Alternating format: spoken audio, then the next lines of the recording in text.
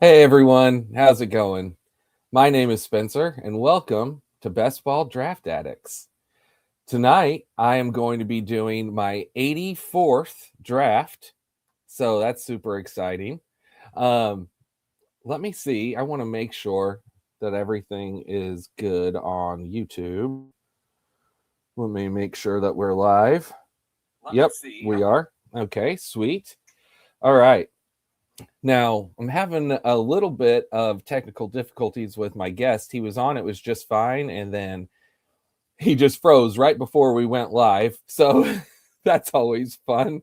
So we're going to try to get him back on here. Dave Isaacs. Hey, how's it going, Dave? Let me give him a text real quick.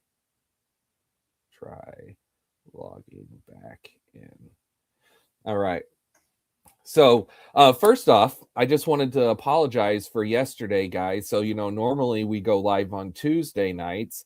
But yesterday, I don't know if any of you guys experienced this, but an hour before we were supposed to go live yesterday, YouTube was down. So I'd been trying for 15 minutes on my phone, on my computer, on my TV. I couldn't sign in. I couldn't get into YouTube at all. I called Duggar. That's who's the guest tonight. And Duggar couldn't get in on his YouTube. So I was like, well, how are we going to do this if people can't even be drafting live with us? Or what if the stream doesn't work? So I was freaking out. So I went ahead and just made the post and changed the time to tonight. I hope that works for you guys. I see we've got several people on, which is awesome. But hopefully we don't have that happen again. I've never seen YouTube mess up like that before. And of course, it was back going 15 minutes later. So we could have done it last night. But once I had already changed everything, I was like, well, we're not going back now. So let's see if you want to start. And okay. So Duggar is rebooting. So we'll see if we can get him joined in here in a minute while I'm waiting on Duggar to join. So I want to go over the schedule with everyone. So our normal schedules, we're going to keep with what we've been doing, which is Tuesday nights, and then one night on the weekends, either Friday or Saturday, unless there's some weekends where we do Friday and Saturday. Brad says, what are those boxes behind you with logos? Those are card boxes, and the logos are the different teams, and they're players that are in sleeves from the different teams. That's what those are. So next week, we're going to be having a special broadcast. So we'll be on this Friday, by the way. This Friday, I'm going to have one of my good friends, Brock Boner, come on with me. So I don't know if any of you guys recognize him from NFBC, but he drafts a lot over there. So Brock's going to come on Friday. On Saturday night, Brad in the chat here, Brad who's been on with us, Brad and one of our fellow friends, Jason, they are going to be streaming a draft together over on the Stacking Dingers. And so I'm going to be jumping on and drafting with them and anyone else who wants to. That's this Saturday night. And then next week, we'll go on Tuesday.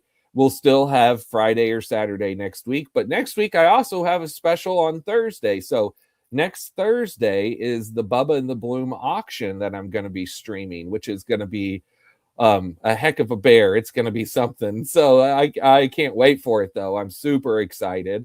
If any of you guys want to check out, so they've already started this week, the live streams, you can go over to Bubba and the Bloom's YouTube channel and you can check out. And there are several people that are streaming almost every night their drafts.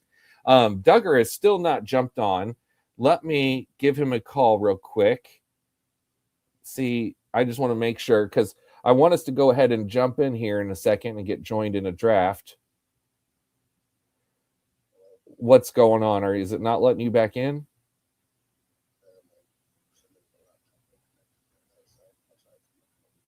Okay, sounds good. And then we'll get jumped in as soon as you get on here. So sounds good. I'll see you on here in a second.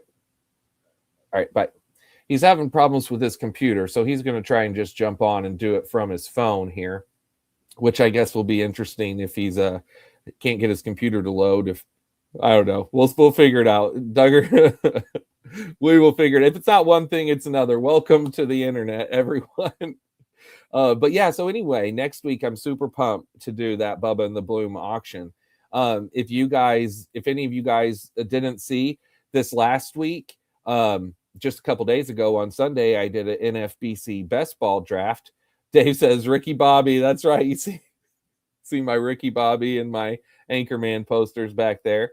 But yeah, no, I'm just kind of waiting here. As soon as Duggar gets on, hopefully that'll be any second here. Then we will get joined in a draft. We won't waste any time, everyone. We're going to jump into Dinger. I've got it pulled up and ready. I have my drafts, my exposure tool pulled up so that as we're drafting tonight, I can kind of see who I've taken. Anyone check a room?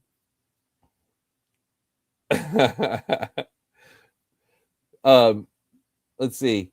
Joe says, hey, got Joey Cantillo. Oh, man, I did get Joey Cantillo in that draft the other night. Bobby Boucher, what's going on, buddy? Glad to have you back in here tonight. We're going to be jumping in and joining the draft real soon. I'm just waiting on my guest, Duggar, who's having technical issues. Hopefully he'll be on here real soon. Yep, real soon here. We're going to jump on and get this taken. I was going to say taken care of. We'll get jumped in a draft here. I'm not sure what's taking him so long. I'm going to try him back again.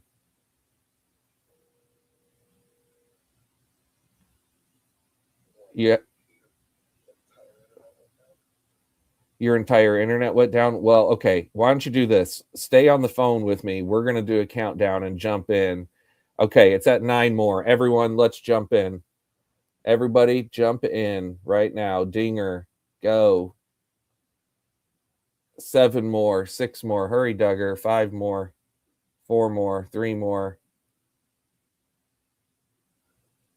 All right, 1 more, guys. 1 more. All right, Duggar, you're in. You keep messing with it. You try to get in here, and if I see you jump on, then I'll get you in. Otherwise, at least you're in the draft here, and hopefully you can get joined in here in a minute. Okay. Okay, sounds good. All right, bye.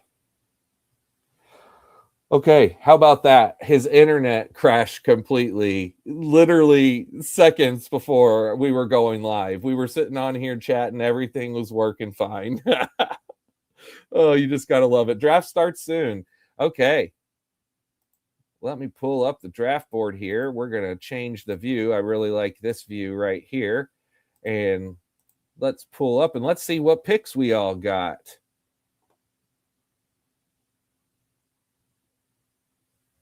Come on. Active. Well, while I'm waiting on this load, I can see on my iPad here. So Duggar got pick 1. See Bobby Boucher with 4.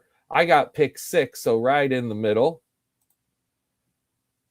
Let's see. Saints to Death. How's it going, buddy? He got pick 10. Brad got pick 12. Joe, do I see you in here? Joe, did you not jump in here tonight, buddy? I'm not seeing Joe. I do see Big Mo. All right. You gotta just love technology. All right. Here we go. We are up and going, everyone. Okay. Oh, Dave says load screen of death got him. Yeah, Dave, I didn't see you in here either. Joe, you're just watching tonight. Well, hey, glad you're here hanging out with us. Bobby Boucher, looks like I'm adding to my 15% Acuna Braves fan, so I'm both stoked and terrified by that exposure. 100% hear you, bud. What can you do? When you get pick 4 all the time, I say you just take Acuna. I mean, you're not going to have that many. You don't reach up for him. And if he goes before, then so be it. But when you have 4 and he's there, I say you just grab him. His upside is out of this world, as we've seen many times in the past. But of course, none more than 2023. I'm going to go ahead and grab Schwarber. I'm getting me another Schwarber. Although, we pull up my exposure tool. So I am at 11% Schwarber. I was at 7% Kyle Tucker. So I could have taken Kyle Tucker if I did want to mix things up. But I'm going to stick with Schwarber over Tucker as my primary play. All right. And then let's see who we got here. Walter Dog, Goat Nap. Now, if there's anyone else that's in the chat room here that's in this draft, go ahead and shout out and say hey so that I can know. And at the end of the draft, I always like to do a review of teams of people that are in here. So if you want me to do a team review, just jump on in and we'll get that done. All right. So see, we got Saints to Death up right now. Saints to Death, are you in here watching with us, buddy, or are you just drafting along? Hopefully you're in here following with us. Glad to see you on here. All right, Brad, what you going to do at pick 12? Brad with the sweet turn. Let's see what he does here. You going to mix things up? You going to stick to what you're kind of used to? Hey, you can do anything you want to do. Let's find out. So pick 12, I think, is easily the one, if you get a lot, that you can do the most different, unique things, because obviously you control your future based off of who falls to you, since you know you're going to get 2 in a row. So Jordan with the first one. I bet you that this is you're probably a low Jordan percent. Let me know if I'm right, Brad. And then old Rafi Devers. So those are 2 really steady Eddie plays there that I like a lot, doubling up at outfield. All right. Then Big Mo grabbed him some Jose Ramirez with Corbin Carroll. So Corbin Carroll not falling past the first round. I highly doubt that Francisco Lindor falls to round 4 tonight. I tell you guys, I'm still really regretting not grabbing Lindor the other day whenever I had the chance in the 4th round. Oh, man. Oh, 25% Jordan. Saints to Death, I am, but don't know how long. Well, buddy, glad to have you on here. So let's see where we're at. We're coming back to me in the middle of the 2nd round. Now, according to my exposures, let's see who's available here. Vlad, James Wood, Scooble. So Vlad, I'm at 12%. Scooble, I'm at 12%. And James Wood, I'm at 4%. So out of the top 3 people available, now Scooble's gone. So Vlad or James Wood. Now, if I went Gunner, he's at 6.8%. Nick Kurtz, I have at 6.8%. All right, so according to my shares, I need to go ahead and take James Wood to get the lowest one. However, I think I'm going to go with Gunner because I only have 6.8% of Gunner, and I want to get some more Gunner in my life. So let's go ahead and do that right now. So starting off with Kyle Schwarber and Gunner. All right, Bobby Boucher, what are you going to do with your Ronald Acuna share here? Still waiting to see if Duggar's going to jump on. Duggar, hopefully you'll be on here in a second. Let me see what he just said here. Oh my gosh, outage until 2 a.m. Oh, brutal. I mean, you could try to stream on cellular if you want, Duggar. If you want to try to jump in on your phone and see, I mean, I'm sure you've got that email link. So if you want to try and jump in here on your phone, let's just see how it works. So Joe says 76. I'm taking a little break. Yeah, I've been slowing myself down, as I've talked about, wanting to slow down and make sure that I have time to do this as long as it goes. I've been going slow. And so I'm just at draft number 84. And whenever we drafted on Saturday night, that was number 80. I think that was 80 and 81. So yeah, I've only done a couple the last few days. I've been doing a lot of the little eliminators. I don't know about you guys, but I really enjoy doing that. Brad and I, we got randomly inserted into the same league earlier this afternoon, but I really enjoyed the different strategy of the little eliminators. And I'm up to 22 of those. That tournament's already almost halfway full. I'm surprised how quickly it's filling, although I love it. I'm glad that it is. Joe says, I think everyone's underrating him. Joe, who are you talking about there, buddy? Brad, how many dingers are you through? 49 for me on this one. This is dinger number 84 for me. I did 20 today just messing around, 50 for me so far. Oh, Brad, you were on it today. So you're probably multi drafting today, I'm assuming, like doing multiple drafts at a time. All right, coming back to my round 3. So this is a little bit of Lindor fall. Okay, I'm up. let's see here. I have 8.2% Lindor, 20% of Garrett Crochet, 13% of Jaron Duran, 9% of Randy Arozarena, 5% of Junior Caminero.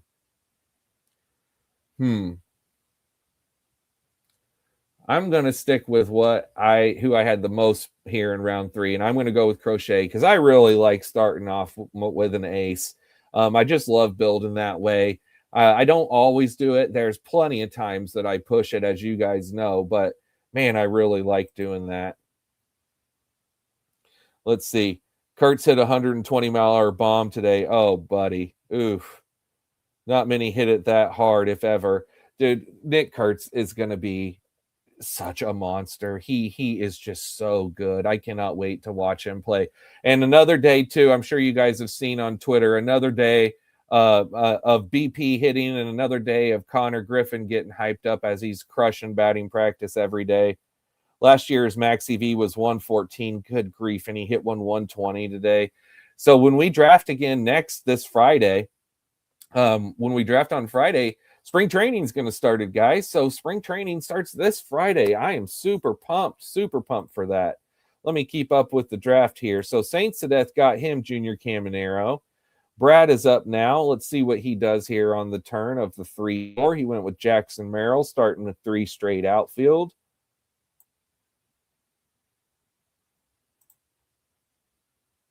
Man, I am so pumped for Nick Kurtz. Honestly, do we think that in 2 weeks from now, will Nick Kurtz be going at the end of the 1? I don't know. It's possible. I would not say that is not possible. I could see him, if he's absolutely destroying things, I could see him passing Ellie and Jose. 100%. Wouldn't shock me. Is Big Mo in here? I'm wondering if Big Mo is in this with us. I've seen Big Mo before several times. Every time I see that, I don't know if anyone on here is a fan of It's Always Sunny in Philadelphia, but It's Always Sunny in Philadelphia is one of my favorite shows of all time.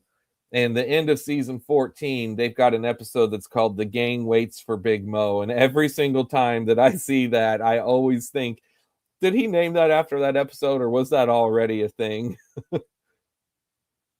All right, I'm back up. Okay, so Bryce Harper, Ian Happ, Yamamoto, Springer. All right, Springer 21%, Ian Happ 13%, Yamamoto 4%, Bryce Harper 4%. I need to go with an outfielder, I think. I don't need to. I mean, I could take Bryce Harper. 4% Bryce Harper in the dinger. Yeah, let's add Bryce Harper to this mix. Let's add Bryce Harper. And let's see what we can do there. Man, how about all this Bryce Harper stuff with, I'm sure you guys have seen, but like Dave Dombrowski, his president, coming out and saying that Big Mo, he is here. How's it going, buddy? I'm glad to see that. Because I thought so. I know I've seen you in these before, and I've seen you randomly. Does your name, Big Mo, have anything to do with It's Always Sunny, or did you already have Big Mo long before that episode? You are just Big Mo. You're the one that the gang was waiting on. That's probably what it was. Anyway, back to the Bryce Harper, Dave Dombrowski stuff. So I'm sure you guys have seen, but if you haven't, so apparently at some point this winter, and he also lives in Pennsylvania. I just noticed that part from your message. Or do you like laser tag? That's a question. That's the It's Always Sunny episode. So anyway, Dave Dombrowski came out and said, sort of unsolicited, that Bryce Harper is no longer an elite player. So why did he say this? I don't know. And then Bryce Harper, of course, now that he's come and people are starting to ask him questions and he's getting annoyed and he wished this wasn't even a thing.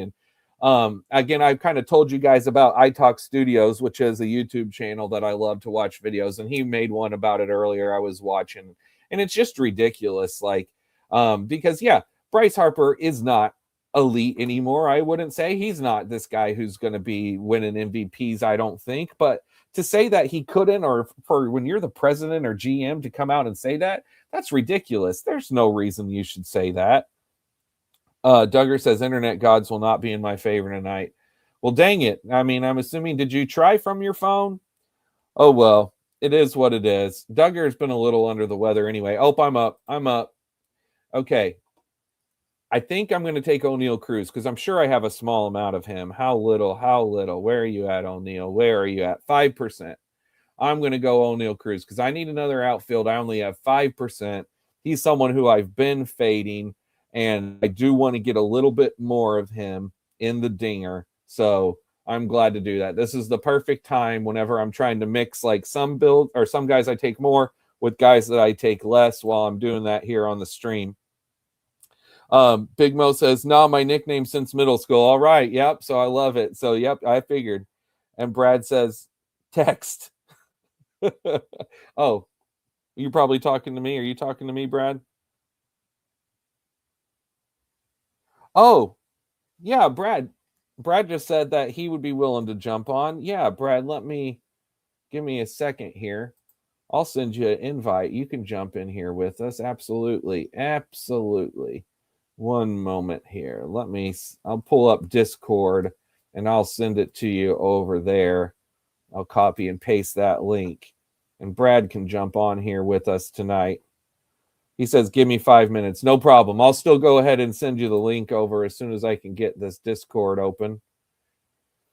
It likes taking its time.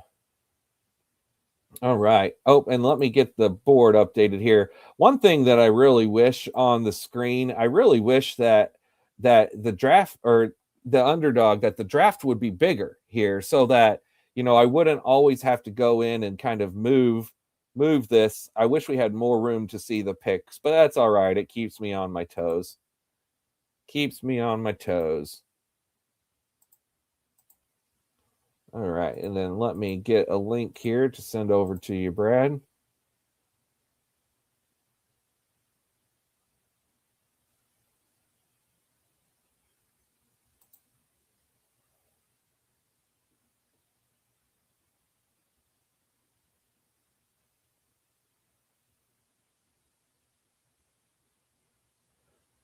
Brad, I guess we have not actually connected on Discord. I remember now we've been talking on Twitter. Here, I got it. I'll just text it to you. Let me send the link to myself. Sorry about this, guys. We'll get caught back up here. Okay, let's see where we're at. Okay, so while I was doing that here, so Brad got him Jose Altuve and Geraldo Perdomo. That goes with his Ketel Marte. So he's got a 2 infield, 4 outfield start. Big Mo grabbed him Logan Webb and Zach Neto. So he's got a 1, 2, 3 start.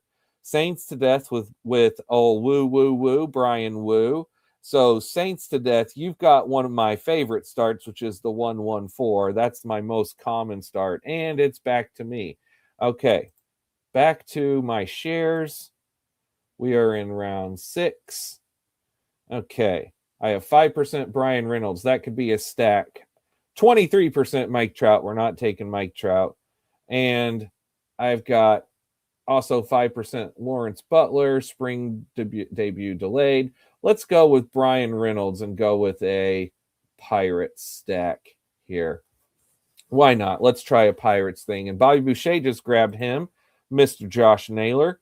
Bobby Boucher has a 1-2-3 build. Josh Naylor pairs with Cal Raleigh. And then you've got the double Cubs. All right. We're coming back to pick one and Duggar on the turn here. All right. Duggar, what you going to do? Let's see here. All right. And then while I'm doing that, let me go pull up that link so I can get that sent over to Brad.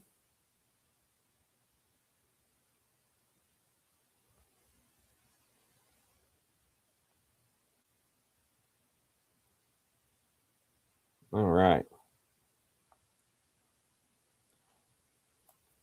There we go. Got it. Okay. Back to the draft. So Duggar went with Joe Adell and Andy Pages.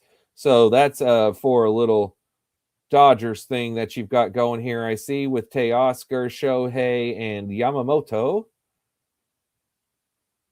And then, of course, you know, I love me some Joe Adele. All right, back to Bobby, and then we're coming back to me. Coming back to me here. All right, back to my exposers. Now we are in round 7. Okay, how often do I take Dylan Cease? 5%. Freddie Peralta, not anywhere near enough. Michael Harris, 11%. Willie Adames. Where are you at, Willie Adames? 0. I have not taken Willie Adames at all. That's very interesting. But I didn't want to say the number because this is really what I was hoping I would get. I had also 0 Freddie Peralta. That's got to change. Come on. I know I've taken Freddie Peralta in other drafts, but I did not realize, it just hadn't mentally hit me that I haven't been drafting him in the dinger. And come on, I need to be drafting Freddie P. All right, back to, so Hunter Green's who went next. See, that's one of the main reasons why I've not been taking Freddie P is because I just like Hunter Green more, and I like Chris Sale more, and those are the two that have been dominating my pitching targets here in this area of the draft. Saints to Death grabbed him Michael Harris. That goes with Probar. And let's see, Big Mo got Steve Kwan. Got like that start. 1, 2, 4, 1, 1, 5 for Saints to Death. Now back to Brad. Oh. Duggar, I see you did. You are on. What'd your internet come back up? Finally, said it was going to be out till 2:30 in the morning, and then it was out for 10 minutes. So it is what it is. Well, just kind of like with YouTube. And Brad, I did send you the link. Brad, if you want to come on here at some point too, and the three of us chat, that's cool too. I sent that link to you on text. So Joe says, I hear Joey Gallo's trying to pitch now. Did you know this, Duggar? Did you know that Joey Gallo, wouldn't that be something if he actually does a reverse Rick Ankiel and comes back from a hitter to a pitcher as opposed to a pitcher to a hitter? When he's bringing heaters in about the mid-80s, I don't know if it's going to work out for him, Bob. You telling me he don't got a knuckleball? Well, hey, you never know. No, he actually didn't look that bad. He's lost a lot of weight. Yep. So I see Saints to Death says 114 is my most common 2, followed by 024 and 123. I see Saints to Death on here. I've drafted with him many of times. Yes, sir. And here's Brad. Brad just jumped on with us too. Duggar, say hey to Brad. How's it going? What's up, Brad? How are you guys doing? And if my raspy voice gets too annoying for you guys, just let me know. I don't care to hop back off. I'm sure Spence told you I've been a little under the weather the last couple of days. Can you hear me, Spencer? I can. Yep, you can hear us, can't you, Brad? Yep, I got you. Sometimes I can't get this mic going, so. All right. Yep, no problem. Oh, I was just about to get autoed. It was on my pick, but I got a star in, so I'm about to get Jacob deGrom here. So that's definitely going to be one of my higher, more popular picks, but that's all right. But yeah, no, I've not seen anything as Cags just went. Well, I was pushing it because I have way too much of them, but if you guys were going to give them to me, I was going to do it again.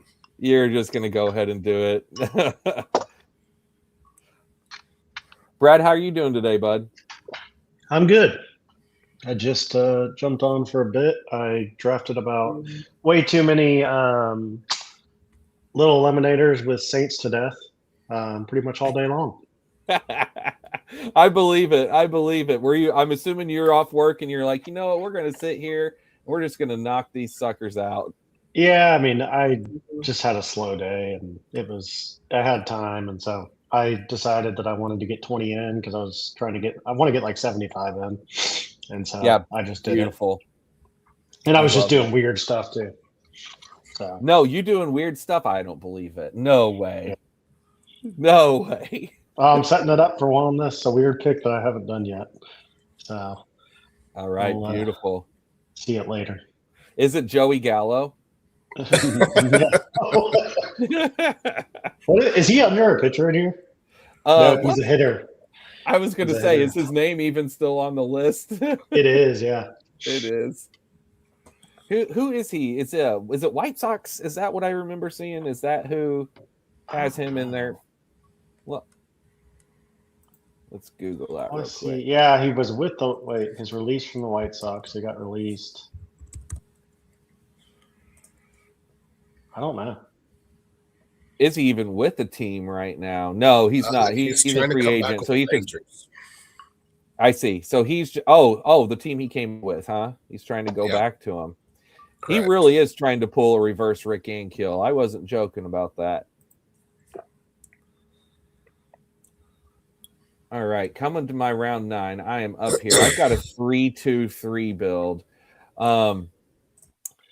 I've been wanting to get some more Adolis. Duggar and I were talking about him last night, and I'm going to go ahead and do it right now because I need another outfielder, and he's one of the better ones here for a while. So let's go ahead and grab that. And I was at 4%, so he's someone I've been wanting. I need to move my shares up on. He is a big, beefy man. He sure is. He's got the guns. So since I was struggling to get on here, anything crazy going on so far?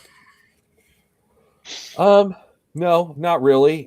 So are all of our guys that are in here that are our normal players, everyone's of course rocking some great starts to their teams.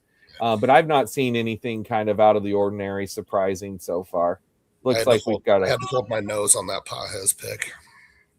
I figured you did. Ugh. I know. I figured you did. I knew you didn't want to take him. You just did it for the stack. Yeah. Brad, you just grabbed Matt Chapman and who was the other one I just saw? I'm sorry, I missed it. Probably Sonny Gray. Sonny Gray. Constantly tap Sonny Gray. Did you see the photo today of Tyler O'Neill? Oh. I did not. No, I did not. Okay. I'll see if I can find it and share it to you. All right. Been a fan favorite for a long time.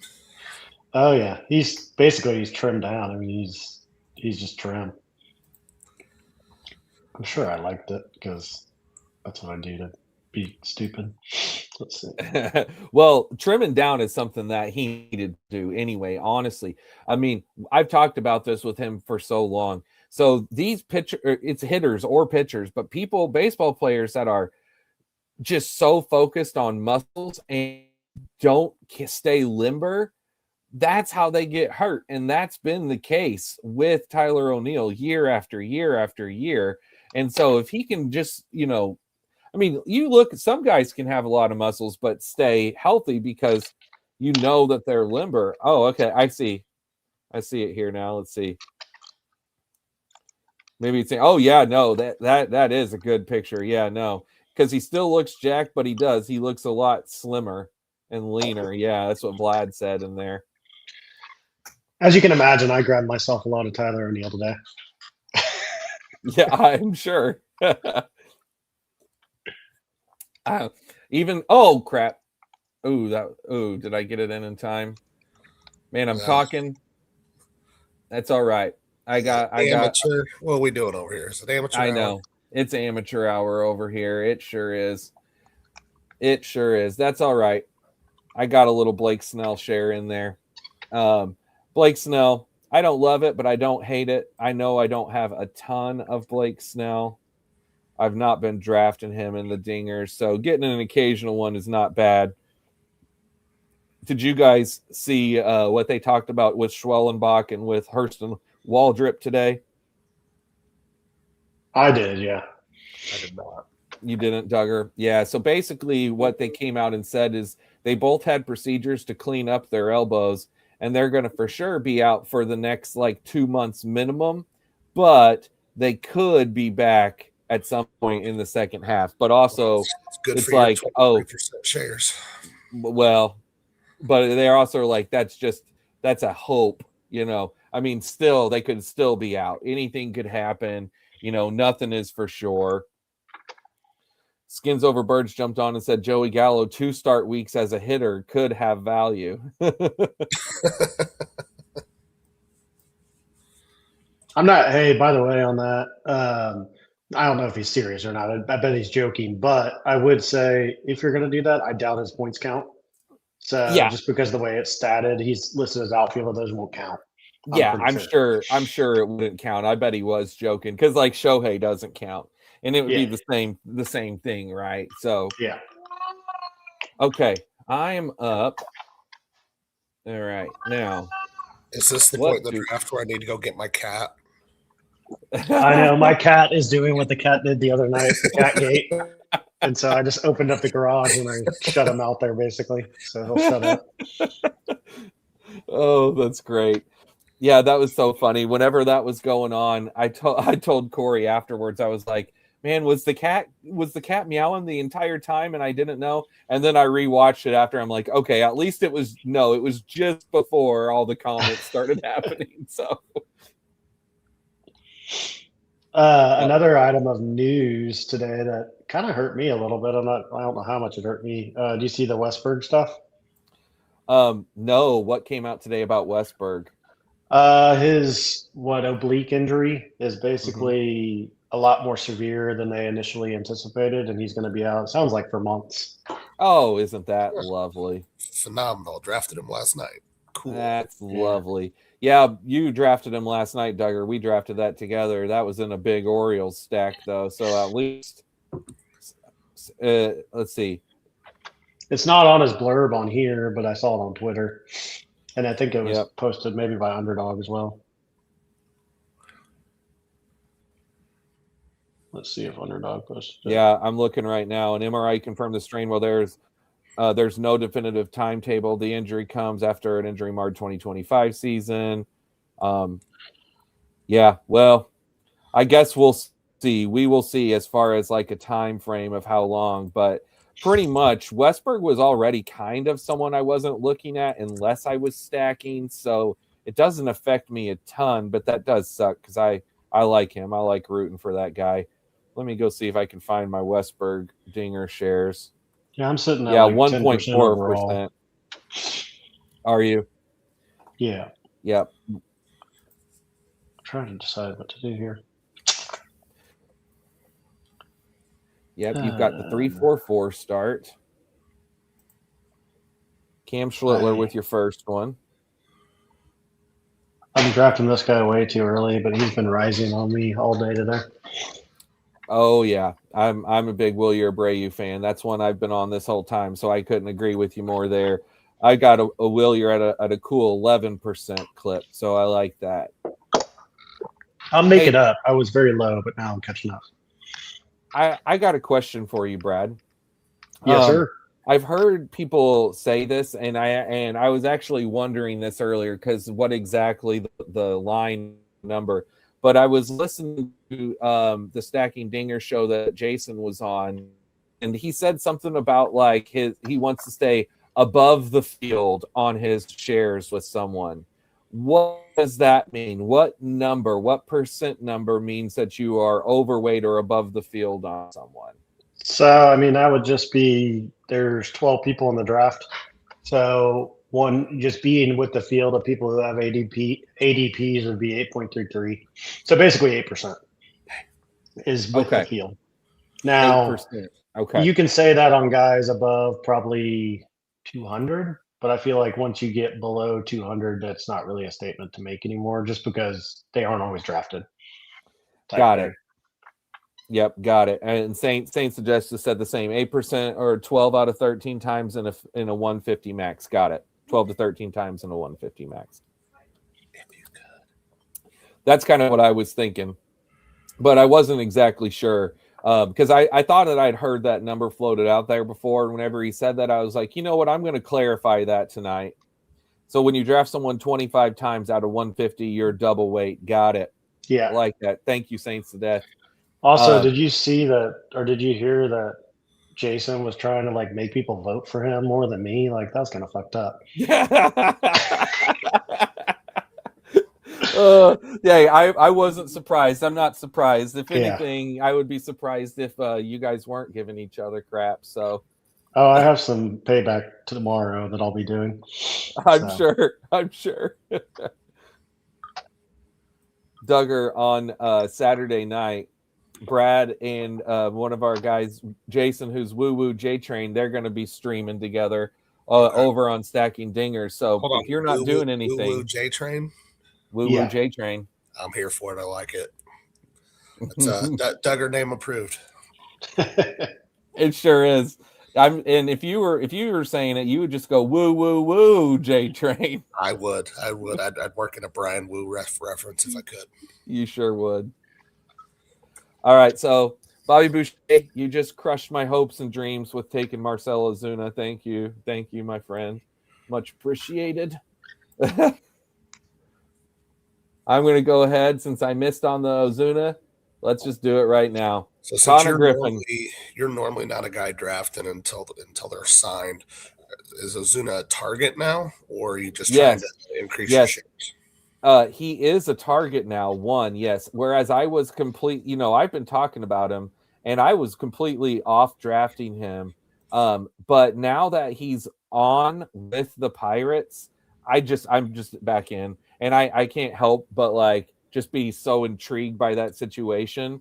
I just find the Pirates fascinating landing spot, but specifically for this team. How far are you willing to jump his value right now then? Not much, because now this team I would have, because I'm doing a Pirates build. I already had O'Neal Cruz and Brian Reynolds. So my plan was I was going to go Ozuna this round, and I was going to try to get Connor Griffin next round, but it didn't happen. And then Goat Nap just took Holiday. How far you want him to fall before you're back in? It's a good question. Probably right around this spot, right around, the round 14. I would just want to see him fall maybe 5 to 10 picks past his ADP for me to feel comfortable with grabbing him. But I'm already wasn't looking at Holiday a ton. You know what I mean? I like Holiday more in a league where you can, a regular standard league, as opposed to this. Saints to that said, Jason and Brad is the Step Brothers movie, but with best ball. So Brad, who would you be? Would you be Dragon or Nighthawk? I don't know. I'm gonna have to let the people decide that. I'm not quite sure. All right. I will tell. Well, you can let us know. We had a long debate over the name and what it was going to be, and it was not a very friendly conversation that Jason's name came first. I will say that. So at least I'm getting paid more than he is. That's what I think. And I'm sure. And your name is first in the alphabet. Hello. And that's legit what I was saying. Plus, I'm obviously way more popular and likable. I mean, Jason's just Jason.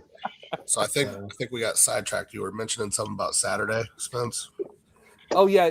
That's what I was. So that's what we were talking about with Jason and Brad on Saturday.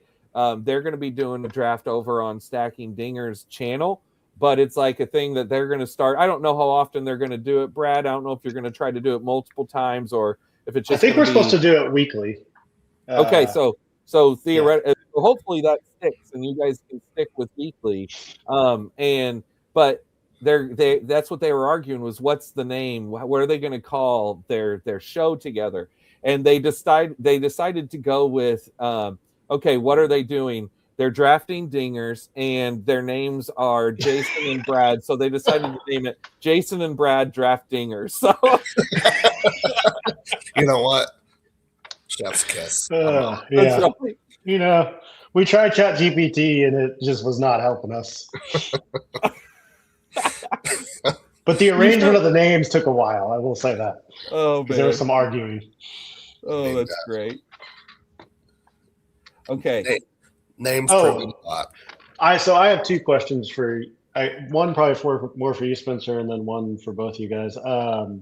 First, just a reminder next year. I feel like we need to remind each other to draft the guys that are free agents because, I skipped on Suarez, he signed, and now I'm picking him up. I skipped on Ozuna, and he signed, and now I'm picking him up.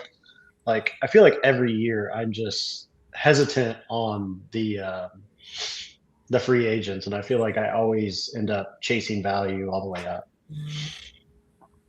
Is that do you feel that way or no? Yeah, I completely feel that way. I just got to say, because this just made me laugh, Saints to that comment just now said Stacking Dingers presents The dingalings.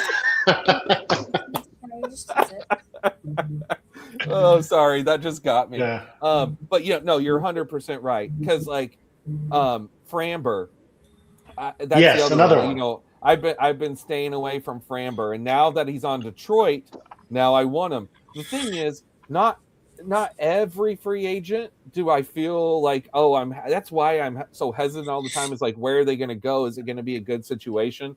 But most of the time they're going to go somewhere where I'm going to feel fine drafting them. Like if you would have told me, 2 months ago, Marcelo Ozuna is going to sign with the Pirates, I wouldn't have felt as hyped as I do right now, because I actually have this buzz around the Pirates, which is weird, and I probably shouldn't, but I do. I feel a Pirates buzz. So I know me and Spence have gone back and forth a lot in the early draft season, because I was drafting Framber, I was drafting Gino. I was not drafting Ozuna, so it's not that I'm afraid to draft people who aren't signed, but it's people I know I don't care where they sign. So Eugenio, his power is going to work anywhere. I knew he was going to sign. I got him at about a 28% clip right now. Framber, somebody's going to sign that kind of pitcher talent. He's going to go somewhere. Azuna's getting up there. He is a little bit older, and it does kind of maybe matter where he goes. So to me, it's player specific. I don't care if they have a team if I believe in the talent. Mm-hmm. I think that's. Yeah. I mean, I think that's good. And honestly, on Ozuna, I don't even know that him signing is really. I mean, the Pirate. I just don't even know what I think of it. Like I'm not really chasing him, but Suarez and Valdez have chased a lot more. And now that I read more, I wake up every day and I change my mind on Connor Griffin. I mean, right. I'm like, this dude is going to start day one. And then today it's like, I don't even know if he's going to get called up this year. I'm just like, I don't know what to do. And I don't know if y'all do, but right now I'm sitting at like 20% and I need to drop that. Oh God. In the dinger, you mean? In the No, just mostly eliminators because it's less money. And I was like, whatever, who gives a shit? And I felt like I could buy that time maybe. I hope you're right. Let me tell you, I really do, because I would love it, because I want Connor Griffin to be up and playing week 1. But my drafting has been betting against it. Even though I took him tonight, in the dinger, I only have 1%. So this is only like my second or third share. This is probably my third share of him in the dinger. And I know at least one of those other shares was on a live stream too. So I've mostly been staying away. But I'm opposite. I want to start taking him more, but I kind of want to mix him into Pirates. And I have been staying away from him in the little eliminators, because in Little Eliminator, I tell this to Duggar all the time. For the last several years that we've drafted Eliminator teams, I'm always like getting on Duggar, because he doesn't care and he will do whatever he wants. But I'm always trying to like keep him in check. Like, hey, I'm just saying, this probably isn't smart to have 20% of Connor Griffin, because I'm like, the thing is, your eliminators, if he doesn't come till May, it's the same thing if someone's hurt and they might be back in May or June, well, you could be gone after the first 2-week period. You have to make sure you're finishing in that top. Yeah. So how many zeros do you want to take out of the gates to, I think you and I look at that different though. I think I look at it as I can sacrifice that score because I only have to finish in the top 10. Yeah, you're absolutely right. Top 8. Like it doesn't matter. So I feel like I can hold it better. And I think from a percent wise, that's why it's smart to do it some. I'm always trying to talk Duggar down off the 30 or 40% ledge of guys. I don't do that very often. So because I'm like, I like it, but maybe not that much. I think 20% is maybe too high, but honestly, maybe not. And I don't even know that that's what it is. Let's check real quick. Duggar, how do you max, or are you just, how much do you play? Because I have to balance out my stuff just because I'm maxing everything. So I've definitely been ramping it up over the course of the last 2 years. I'm fairly new to the site because I really love B-ball 10s. That's where I did a majority of my drafting on B-ball 10s or NFBC. Spence kind of dragged me over this side a few years ago, and then ended up finishing third. So now I feel obligated to do some more drafts over here.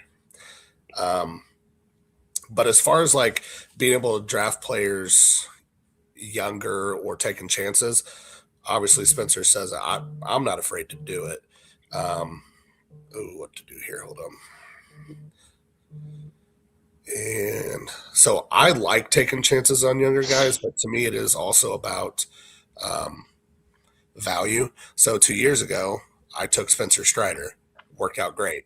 With someone like Connor Griffin, I love him as a ball player. We don't know when he's going to come up, but the risk built in it at like round 13 isn't as strong as like a last round pick of you. I think you meant to say 2 years ago you took Paul Skeens. Sorry, yes. And you said 3 years Strider. ago. I was trying to make nobody was really on Strider back then because he was supposed to be a reliever, honestly. And the starting thing came out of surprise. Yeah. That year. No, I got super lucky with Strider a few years ago in one of our deep home leagues.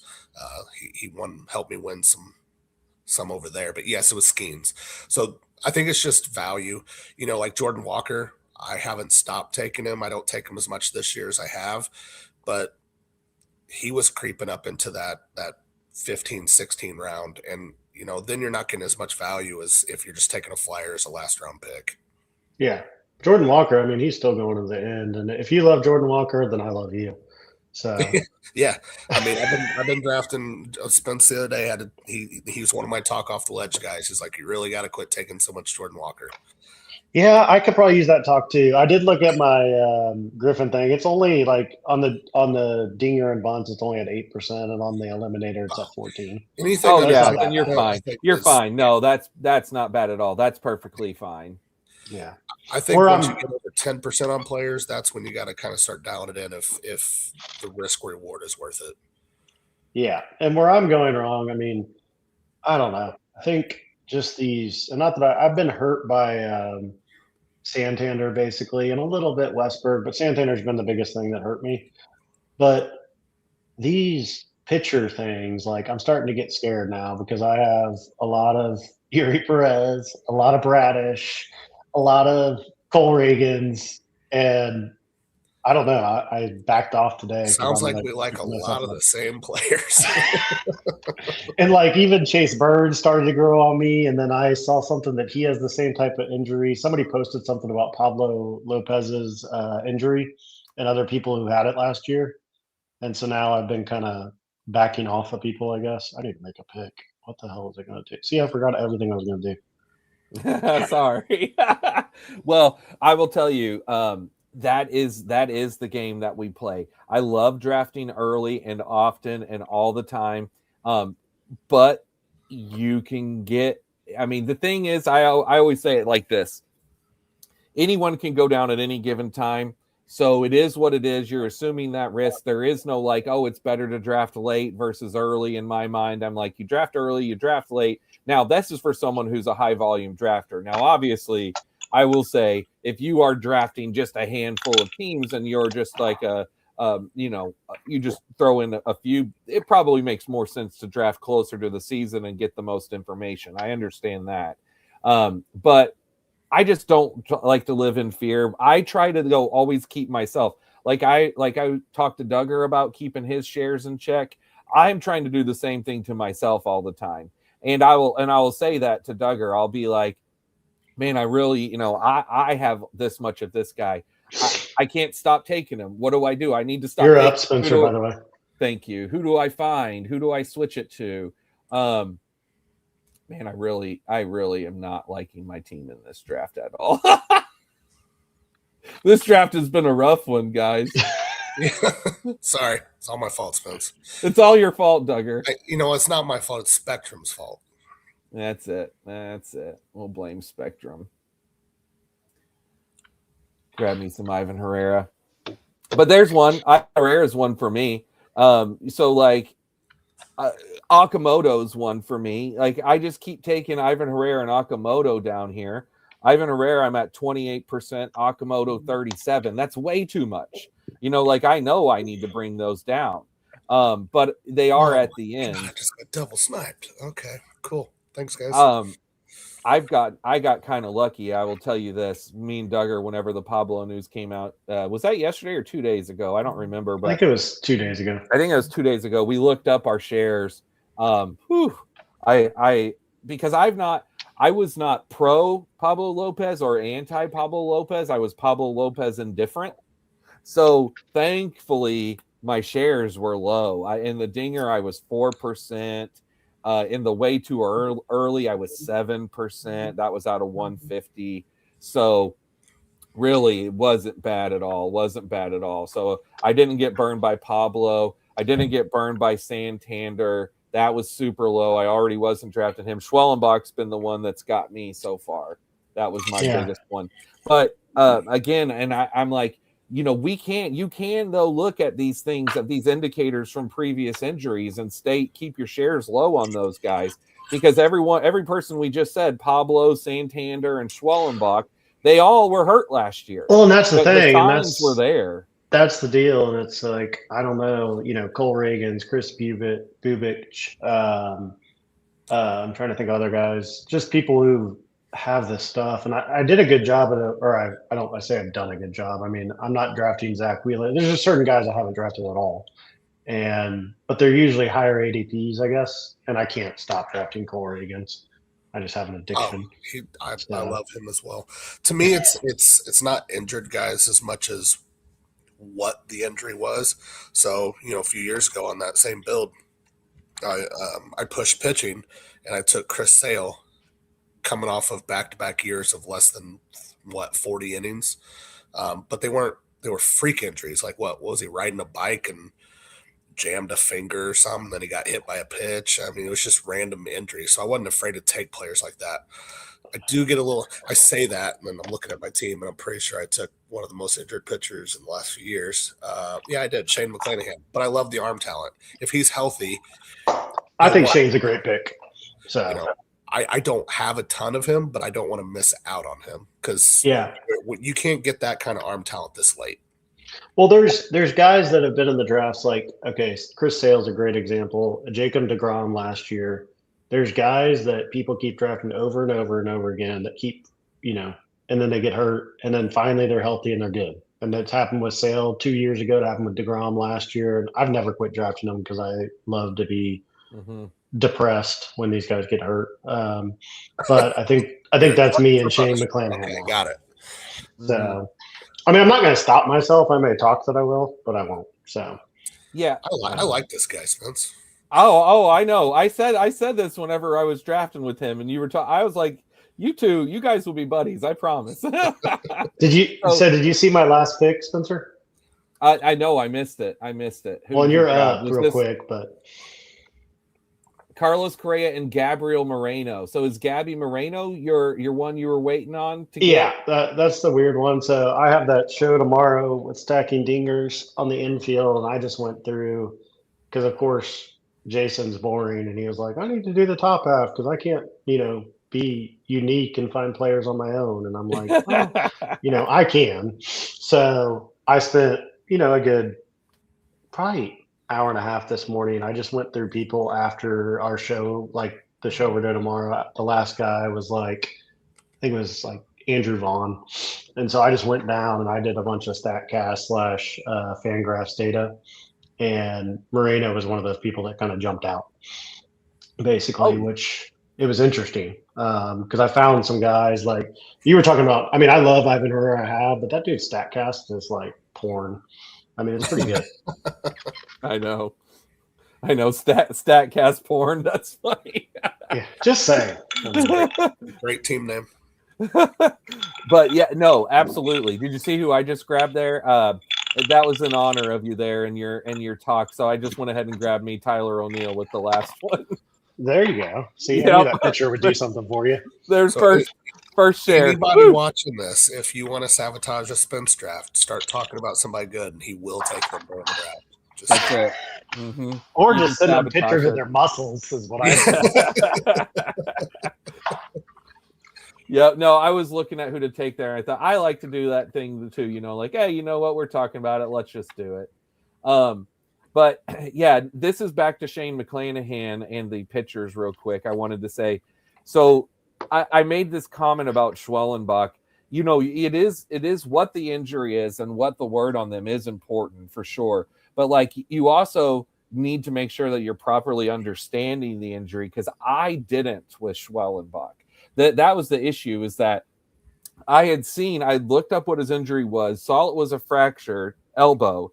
And so in my mind, I immediately was like, oh, he must have been pitching and got hit by a comebacker and it fractured his elbow.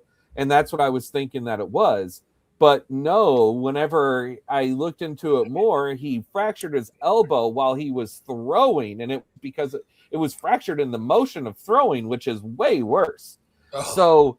So like, I should have not been drafting Schwellenbach at almost a 30% clip.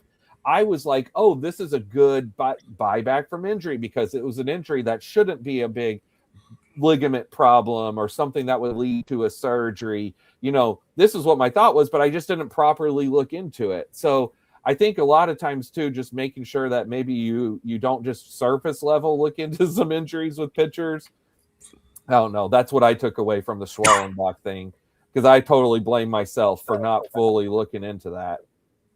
I usually I don't know. I just throw it by Jason. If it goes wrong, I blame them. So pretty simple. I love that you're going to be doing the deep infield show, because I know how much you like going guys deep. And here's what I'll say about Gabby Moreno. I've looked for Gabby Moreno a lot of times whenever I'm pushing catchers in my gladiators or roto leagues, where you're not going to take a top 12 and you're looking for like a mid-teens level catcher, which is usually the range that I like to live in, like Carter Jensen, Logan O'Hoppe, Austin Wells, Dylan Dingler. Gabriel Moreno's right in that group. But Gabby Moreno he's got a really great batting average.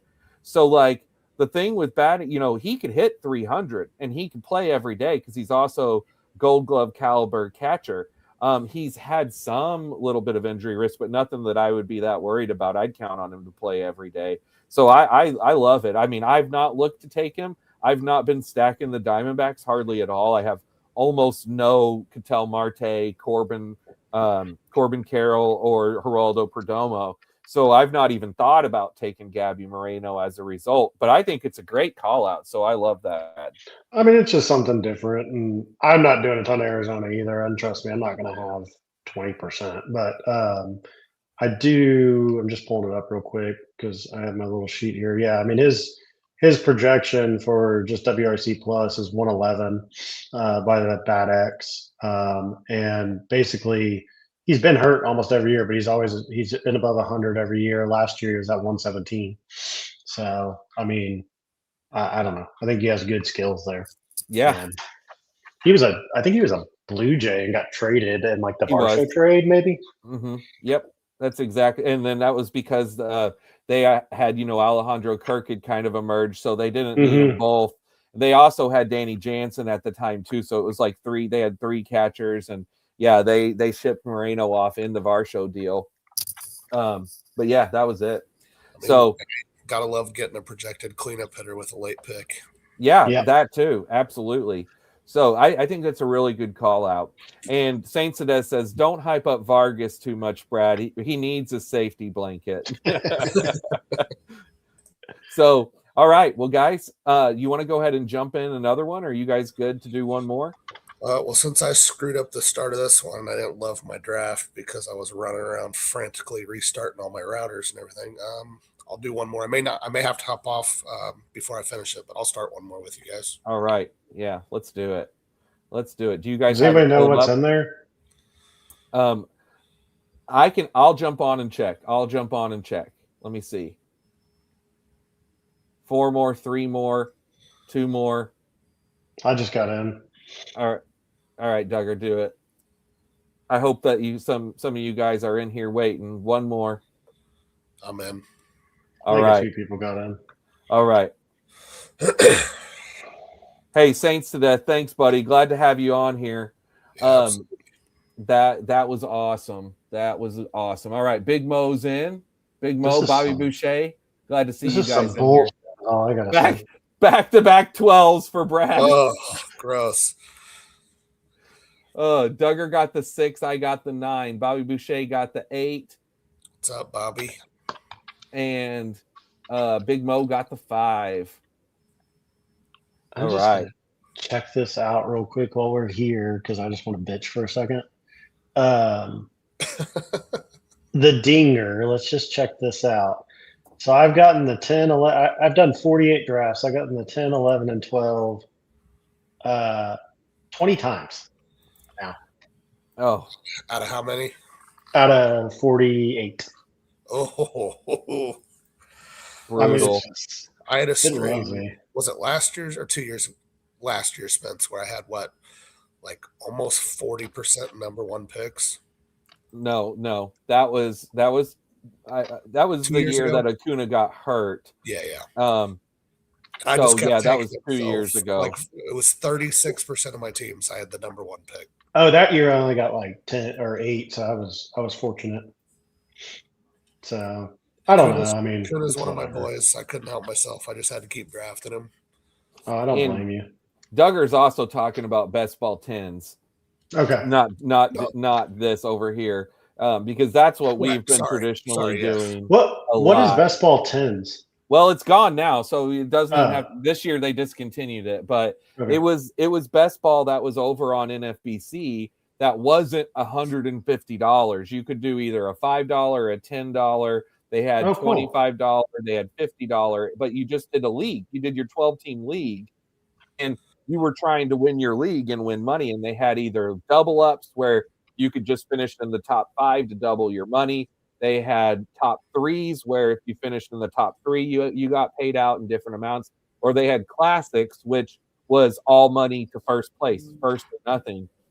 Was it infield, outfield, or was it every position? No. That's the thing is you drafted catcher, first, second, third, wow. short, 2 outfield, utility, and 4 Ps. And in that, saves get you points. So closers are in play, and you would draft 32 rounds. So they were 32 round drafts.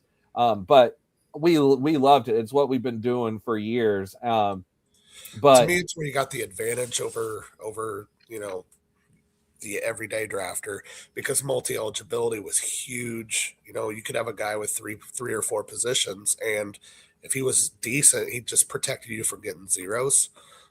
I just love the depth. That's why I just kind of got onto this site recently. Because when Spence had me do a draft, I'm like, dude, there's 3 positions, like infield, outfield, and pitcher. I don't like it. Now that I've gotten to understand the intricacies and the strategies behind it, I do actually like it quite a bit.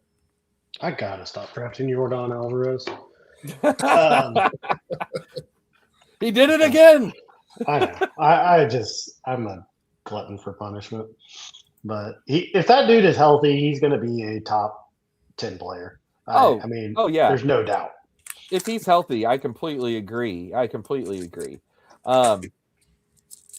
And it's so hard whenever you draft down there at the end so often like you do to just, it's hard to change things up. I have like 15% Ellie and 15% Jose. So I'm like, I got to do other shit. You're already taking them because you're just down there so often. Yeah, I have a shit ton of Yordan because he falls and I take him every single time. But I mean, I do live in Houston and I'm willing to give him any of my bones if he needs them because I don't do anything. So, I mean, we'll see. Oh, by the way, B Shot is CLT. He was in the last draft. So B Shot is who? Who is he? I'm sorry. CLT Blue. He's CLT Blue. He's from Detroit. He's just a guy that's been in a lot of Discords I'm in. All right. Well, nice to have you on here, B Shot. So, I see. Yep, CLT Go Blue. You were in that last one at pick 3. Yeah. You got Skeens, Trey Turner, and Juan Soto at the top of that draft. Yeah, no, very nice. Well, glad to have you in here with us. Did something I don't rarely do, so we'll see how I like the team at the end. Who was the 7 hole? Because that guy said he was in there as well. In the last draft? Yeah, he said fun draft, was drafting with you at the 7 hole. He's not in here anymore, but that was John Mon. John Mon. Okay. All right. Well, John, glad that you were in that last one with us too. All right. Bobby Boucher says, Witt, Kurtz, like that started. Excited to see how it goes, Duggar. Yeah, so that's what you did. You went Witt and Kurtz. Yep. It's not something I normally do. I like to go outfield, but man, I'm going to be mad at my ownership shares of Bobby Witt. And I love me some power, so give me some Kurtz. Yep. And double infield. Last night, I did something. So me and Duggar, we whenever we thought that, we canceled the stream and pushed it to tonight, we went ahead, since we were on the phone, and did a couple drafts together. And I did a little eliminator where I did something super unusual for me. I went 4 straight infielders to start the team. And I don't ever do that. But I absolutely loved how it turned out. The team turned out great. So I'm like, man, maybe I need to be doing this more, is building more heavy infield at the top with Bobby Witt, because it was a Bobby Witt team. Anyway, I loved how the team turned out with going, because I then pushed infield and I ended up doing a 7-6-7 build, and it turned out great.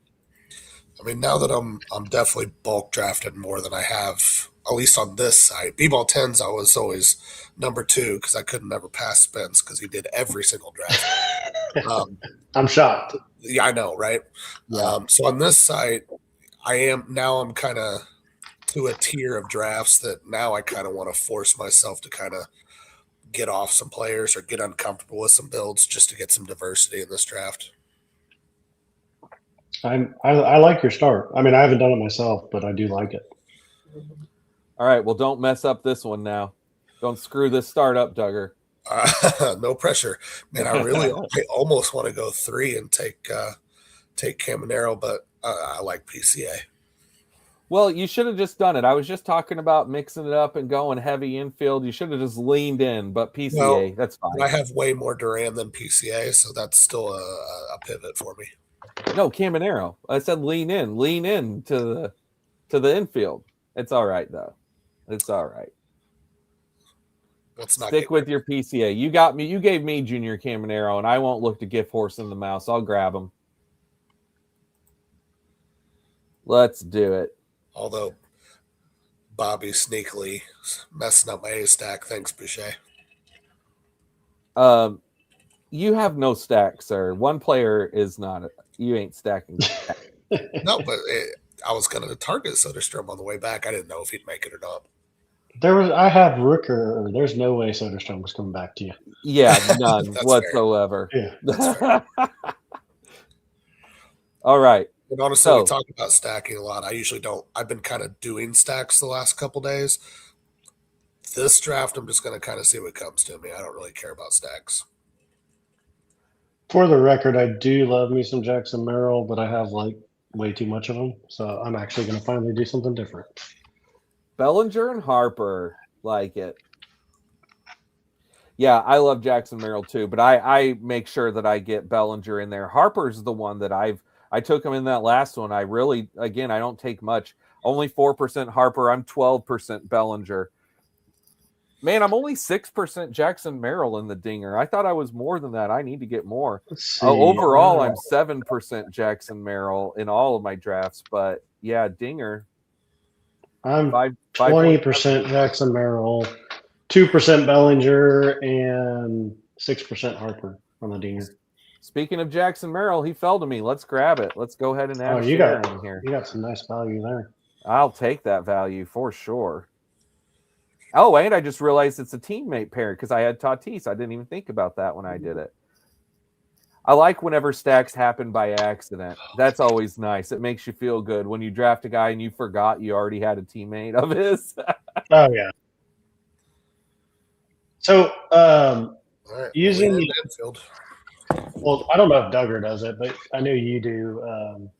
Using this exposure tool, have you noticed any like just weird stuff? Like for me, for example, I go to my pairs, and this is just every contest I've done, and I'm looking at the combo tab, and for some reason, I love to draft Ivan Herrera and Sandy Alcantara together.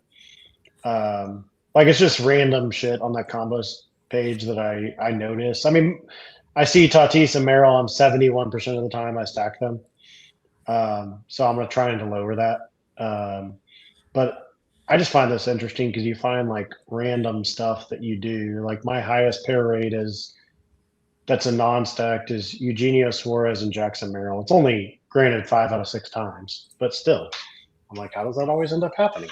No, It is. Spence actually showed me that the other night. We went through it, and it's a great tool. But no, it is fun to kind of see your random pairings that you didn't realize you were doing. Yeah, like I've only taken. I mean, the only player that I am 100% pair rate on, the only combo in the entire tournament out of my I don't know, I've done a shit ton of drafts. So, but C.J. Abrams and James Wood. So Yep. I need to quit doing that. But if you take James Wood, you add C.J. Abrams with him. You just make a point of it. Intentionally, I didn't do it today like twice. Yep, and so I haven't uploaded it. I would say that's probably where most of the C.J. Abrams shares go are to mostly people that have James Wood, I would think, because C.J. Abrams isn't someone that a lot of people have a lot of, hype or desire for, unless, you're kind of looking at the Nationals thing. I mean, that's just where my mind goes. I don't know if it's true or not, but so I just wanted to look and see my Ivan Herrera with Sandy Alcantara, just to kind of see what you're saying there. So I've done it 15% pair rate. So yeah, that's one that, I mean, I don't know, that's not super high, but still I take Ivan Herrera so often. Mine's a 45% pair rate, but I draft a shit ton of both of those guys. So man, I have 51 of Ivan. I'm going to stick with my low owned shares. I'm going to do this in back-to-back drafts and take O'Neal Cruz back-to-back because, again, I was only at 4%. My random thing here is my number one at 75% pair rate is Ivan Herrera with Colson Montgomery, which is so weird. Interesting. I've only taken Colson Montgomery a total of 8 times, which is not, obviously that's a small amount, but 6 out of those 8 times that I took Colson Montgomery, I had Ivan Herrera with him. My highest one that makes sense is I've taken Lindor 18 times, and 13 of those I had Juan Soto. So 72% of Lindor teams have Juan Soto with it. That's not super shocking because obviously if I have Soto, I'm going to want to try and get Lindor most of the time. It just kind of falls naturally. Yeah, sorry, I'm trying to look at my board and figure out what I haven't done. No, you're good. You're good. You grabbed you some Woo, Brian Woo. Yeah. I can't. Okay, yeah, I haven't drafted this guy. I'm doing everything off Alvarez since I have like 30%. So I'm looking at my combos. I have 2 100% pair rates. Jack Kaggs and Schwarber, and every time I take Taylor Ward, I take Jack Kaggs. Interesting. I mean, it's just weird the way like some non-stack guys. That's the ones I the Merrill Tatis thing. I makes sense to me, and even Wood and Abrams makes sense. But when you get to the weird one-offs like that, like Kaggs and who'd you say Ward? Yeah, is that who it was? That's just random.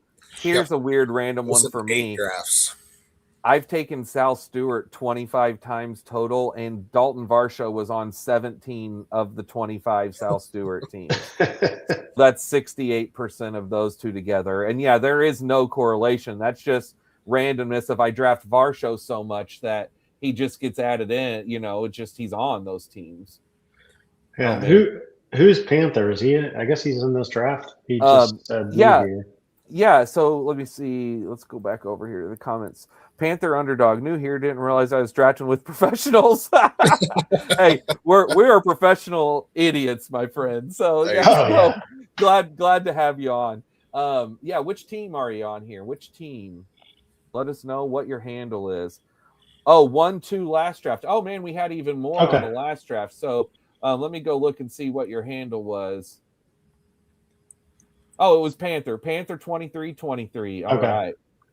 I'll keep my eye on you. Well, glad you're in here. And just for anyone who didn't hear, we'll be going live again Friday night. Brad's going live over on Stacking Dingers Saturday night, and then we'll be back again next Tuesday to do this again together. All right. let's see where we're at here. So we are coming back around into round 7. We had a nice little run of pictures of those names that all of us like, with Reagan's, Gilbert, Cease, and Hunter Green all going to on the turn there. So let's see what we can get coming back. One of the pieces that I just drafted in that last round while we were talking about this, guys, I went ahead and got another. This was my first time. So again, this is number 85. This is Dinger 85. And I just got my first Zach Neto share. So you don't like money? Apparently not. Apparently not. Somebody is not drafting beefy boy Logan Ohope after he saw him swinging at batting practice that one day. Guess what? That might change this draft, good sir. Because now that I got Neto, unfortunately, my boy Trout's already gone. But if Bobby Boucher allows me to, I'll go ahead and grab Joe Adele here, which he did. I was going to take him. Dang. You snooze, you lose. Snooze, you lose, dummy. But I do take a lot of Adele. See, normally Adele and Mike Trout, that's my pair. I'm 23% in the Dinger, Mike Trout, and Joe Adele. We're rocking. Let's see, where are you at? Where's Joe Adele at? Oh, 12.3%. And I wonder what my combo is. Trout, Adele. Yeah, so I've taken Trout 65 times, and it's not as high as I thought. 13 times paired with Joe Adele, so that's a 20% pair rate. I would have thought I would have been higher, to be honest with you. I'm surprised that it's not higher. That number, by the way, that is out of all my drafts. All right. Yeah, when I'm doing that stuff, I'm just looking at everything. Yeah. I usually filter my ADP board when I'm looking at it. Oh, me too, yeah. But whenever I go to that combos, yeah, that's just all of them.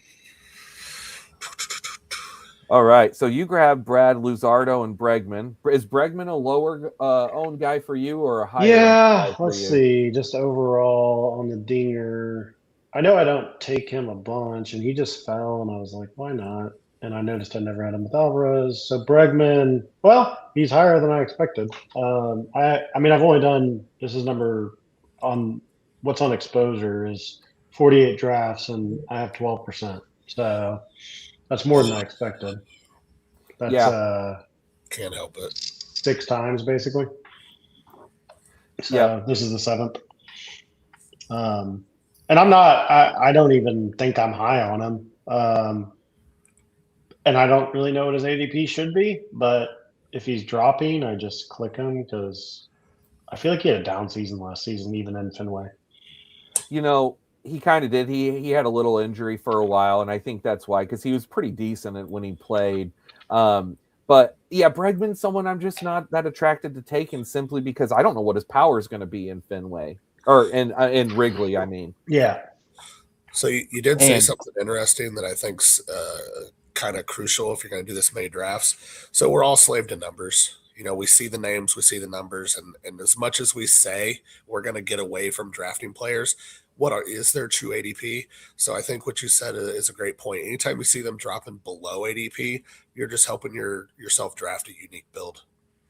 Yeah, I think that's kind of the way I do. And as we're talking, I'm using this tool, and I'm legit. I have so much Alvarez that I'm just trying to honestly find my zeros and kind of get them up. And most drafts, I know that all three of us are this way. Most of our drafts, we're just doing it on our phone when we're doing whatever we're doing. So we're not looking at this tool. You know, I only look at this tool either whenever I'm here on the streams and I have it up so that I can talk about it, or the rare occasional time that I'm sitting and I pull it up to draft, which is not very often, because normally I'm just holding my phone and going. Yeah, now, me too. We got a comment here. So at Epic Battles in the Empire says, you guys volume draft. Any strategy advice for people doing 20 dingers and not volume? Draft your guys. That was I was going to say my number one piece of advice for that is get your guys. Absolutely. Like, try to avoid injuries, but shoot for the people that you want, that you think give you the upside. And don't worry about your shares. That's another big thing is get your people you want. Don't worry about your shares. If you're doing 20, I say if you're doing 20, now I will say this, you don't want 100% of anyone. If you're over 50, so if you're over 10 of anyone out of 20, if you're over 10, it's probably too much. Probably. But even with that, I'm not going to say that it's terrible. Duggar, why don't you go ahead and drop on everyone what your absolutely insane dinger number is for Jack Caglione. Go ahead and tell us. I don't want to do it. You pull it up. Be honest. Now I'm interested. All right, hold on, because this isn't completely up to date. All right, hold on. It's gonna be high. It's gonna be high. This is why again I say it's not that I just always try to caution Duggar. I'm always trying to reel him in a little and be like, listen, bud, just maybe not as much. He's on 54% of my teams. Yeah. So Jesus. 54% now. That's probably even gone down some compared to it was over 60. I was going to say, I think it was over 60 at one point. See, that's too much because if that player gets hurt or I understand it's too much. And I know you know. I'm saying for the advice for someone who's doing 20. If I'm doing 20, I wouldn't want to have more than 10 or 11 of any given guy. That would be high end. That's my advice. I would still try to stay under 50% on one. Yeah, I mean, so two things. Number one, just on the side of things, y'all are nice to each other because whenever Jason texts me, and he's like, I have 70% trout, I'm like, you should draft more. He's going to be healthy. It's like I'm trying to basically make him poor so that I can make fun of him online. That's kind of my goal. But Spence has been trying for years to get me to listen to him, and it is what. Yeah. So 70% of the time we're totally on the same page. It makes it fun to draft with each other, but I also know that I'm gonna do what I want to do, and I don't care what he tells me. So no, and I think we're all the same way. I play dailies every single day. Some of these people know this, and I max everything, and I've done that for many years. And people, with less volume. I do best ball, but I'm going to go ahead and say I've never won big. Like Duggar said, he got third. I'm like, oh shit, that's awesome. it was the best sweat of my life. I'll tell you that. Yeah, I just do it, I think, for the fun of the game. Best ball, I kind of expect to lose money, if I'm being honest. And dailies is where I make a lot of money. But anyways, just going to that whole strategy. I don't know, but I was thinking if I were to do, I would never be 100% on one player. But I think my top out would probably be 60%. And I think my biggest advice would be to just honestly be condensed. I don't think I'd want a player pool of 100 people. I think I'd want a tighter player pool with different mesh ups, but taking some strong stands and then going a little bit, I don't know. I just think you wouldn't want to spread yourself with everybody at 3%. Yeah, I agree. And Duggar, that is exactly what I just said. Because I said I would max out at 11 or 12 times out of 20, which is around 60%. Okay. So I would also say, even if you're only going to do 20, I mean, the year I got third, I only did 8. I did 8 drafts. Part of it's luck, right? But I nailed my last 3 picks, and 2 of those last picks were, I think, Doyle, when we looked it up, Spence, was he drafted twice? Doyle, he wasn't drafted often. You took Skeens at the end. You took Benintendi at the end. They all helped out for different reasons. You had Jordan Walker at the end. Jordan Walker didn't factor a single week for me. That's also a good point. On that winning build, it was a 6-pitcher build. 2 of my pitchers, one of my pitchers didn't matter at all. 1 barely mattered. I just got that was you Darvish, because he helped you some, but then he also was hurt. You were rocking 4 pitchers in the playoffs, and it worked because those 4 just one of them was Brandon Pfaadt too. I know. Don't remind me. But also, I had one infielder and one outfielder that didn't factor a single week the entire year. So don't be afraid to take some chances. Like you can whiff, but you got to nail the rest of the picks. And essentially, I think where you can get the biggest advantages is where you're getting those low owned players like Andrew Benintendi. Who would even think he's going to do anything for you when you look at his actual baseball numbers? But when you look at the scoring on the site, that's where you try to get your advantages on people. So when I drafted Brenton Doyle, it's because he was going to start every day. He was going to start at the top of the lineup, and he played great defense. So I was just looking for bulk. That's all I cared about. He ended up having actually a really good season, but I drafted him for bulk. Same thing with Benintendi. I just drafted those guys to protect zeros. Like Schwarber's awesome. One of my favorite players, not just on this side, just in general, has always been Eugenio Suarez. Eugenio Suarez on a week-to-week basis can be the number one hitter in baseball, but the very next week he can be the 100th hitter in baseball. Like he's that hot or cold. So sometimes it's drafting those boring guys like Andrew Benintendi that actually can be difference makers. Now, where the advantage I had in that season I won or got third, Benintendi was actually phenomenal in the playoffs. So it was a double win. He was boring all season, but helped me protect zeros, and then he mattered in the playoffs. Yeah, he Okay. actually factored in that final 2-week period, which is shocking. He was one of the scoring people. He was my second highest scoring player. So can I tell y'all how much of a degenerate I am? And yes, basically give you a guy that is like Britton Doyle. I think his defense is the same. Maybe it's not. I could be wrong here. But he also went to Driveline, which is like a big topic for me. Yeah. He pretty much sucks. But I'm looking at his fan graph right now. The Bat X has this may not be a good conversation. I should probably shut up. The Bat X has about a 69 WRC plus. Nice. Okay, who is it? Jacob Young. Okay. So I think he's good at defense, and he plays for a shitty team. But he did go to Driveline. I mean, that's all I have is he went to Driveline. There's nothing in his profile that says he would be good outside of that. You said the same thing. Played for a crappy team. That's why I took Benintendi. Yeah. Who's going to overtake him? Like he's just going to get at bats every single week. And on this site, there's no negative stats. So you just need to get on base a little bit on a regular basis. Here's the thing, though. This is very crucial to remember on Underdog. How do these guys score those points to matter for you?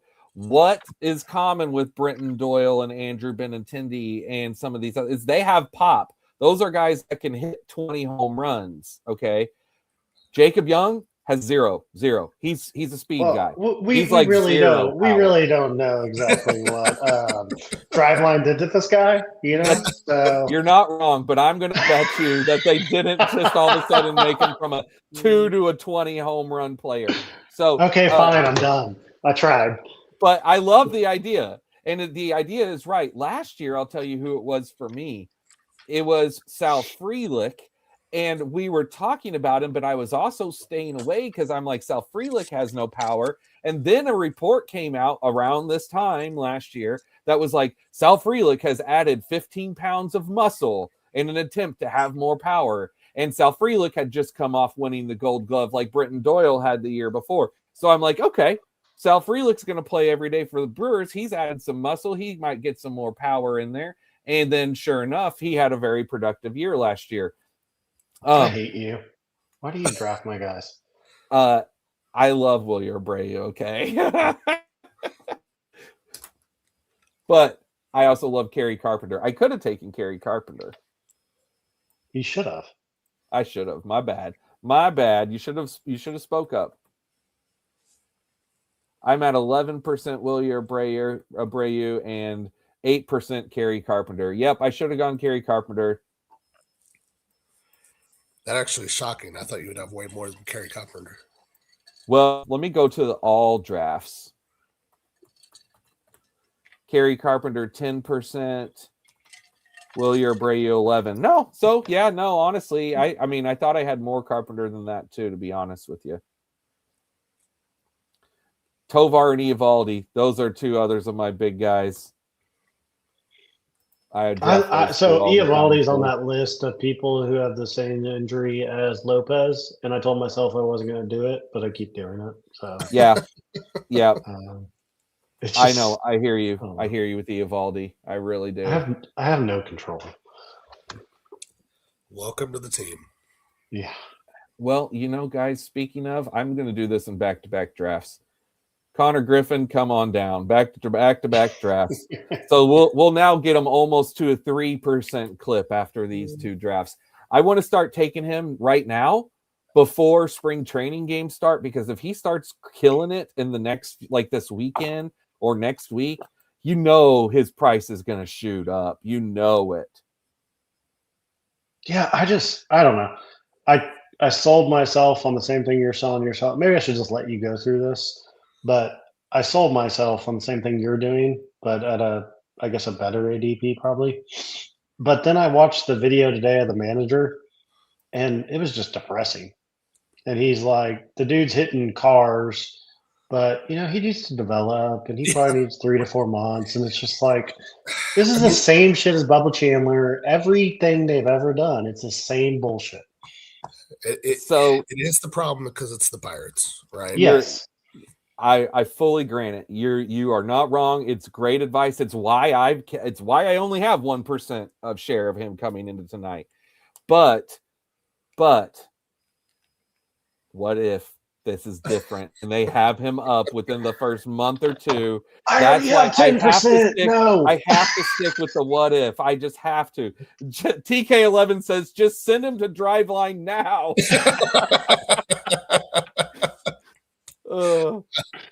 And then Epic Battles and Empire says getting a lot of Jensen too. Carter. Oh, Jensen. I love me some Carter Jensen.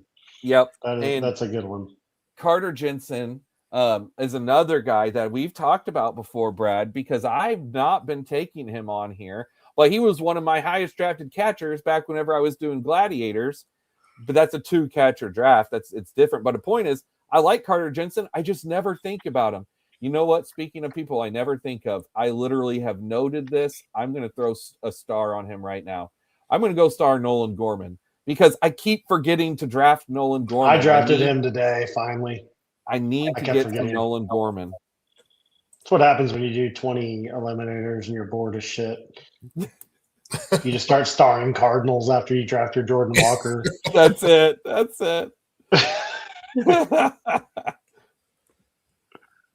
Hey, you got Victor Scott. Have you drafted Victor Scott yet? No, I like money. I don't. Okay, good. Because he also has no power. It's the same thing. I don't like guys with no power. Mason Wynn, though, I'm sure you've drafted him. That's a pretty good one to mix in. I think I've drafted him once or twice, if I'm being honest. Yeah, I've not done it. Let's see if I've done it. Let's find out. But he's not bad. I'm talking overall portfolio, not just Dinger. Yep. So 0% for Wynn in the Dinger. And the overall, none. What about the way too early? I took him 4.7% in the way too early slate, but I've not taken him at all in the main slate. So, Brad, are you a Cardinal fan too? Then no, I like being punished, and that's fair. I love being. Are you taking any JJ? Yes, of course. You taken way more Mason Wynn than me too. I only have 1%, so I've done it twice, and it was all in the early. So, but yes, I am taking JJ Weatherholt, but not like I'm Herrera and Walker are my main two, and then I saw Walker like gain 15 pounds of muscle today, and I just started doing more. He's got all the tools. If he could just hit the damn ball. There could be somebody on Twitter that just starts tagging me on like random AI shit and just says stuff. And I would just draft all these guys. They're like, oh, he gained 5 pounds of muscle. I'd be like, oh, shit. I get it. And I will say this. It's actually a really good, important point just to give advice to people on this. You and for ourselves. This is for us too. For me, for you too. And that is, remember, especially over the next few weeks in spring training, is it news or noise? This is an old school ESPN thing Oh for shit! Are we their breaking a new podcast, segment? but it is so true. Is this news or noise? Because so much of the time you're just going to get noise that matters nothing whatsoever. But who can tell you if it's news or noise? You have to use your brain to filter it and figure it out. So it's not easy. I get it. I'm just saying it's something to always try to keep yourself in check on, because it's so easy for us. Again, I'm 100% included in this. It's so easy to get so pumped and overhyped on people, and then that's terrible decision. But sometimes it pays off. Last year, I told Duggar this all last draft season at this exact time of the year. In February, from mid-February through March, I just every single day, I kept getting more and more hyped on Junior Caminero. Every time I would see something new with Junior Caminero, I'm like, I want Junior Caminero. I got to get Junior Caminero. And it worked. Junior Caminero was awesome. But that's not going to always work. You're not going to, it's not every big hype spring training guy is going to work out. Oh, he just talked about one of my favorite players, Bobby. Oh, that's one of all of our favorite players. I think all of us take it. But I did I was doing my research for the thing tomorrow, and let me go look at my notes, but his like StatCast and stuff really wasn't that impressive. He added 15 pounds of muscle. Well, I agree with that, but I'm talking about last year. Like, for as much as he did, it's not that impressive. It's not. I drafted him. I drafted him in the best ball championship draft the other night on Sunday night. It was deep, but whenever I pulled him up in that, and I was talking about it live during, I'm like, Manzardo does not have impressive StatCast numbers.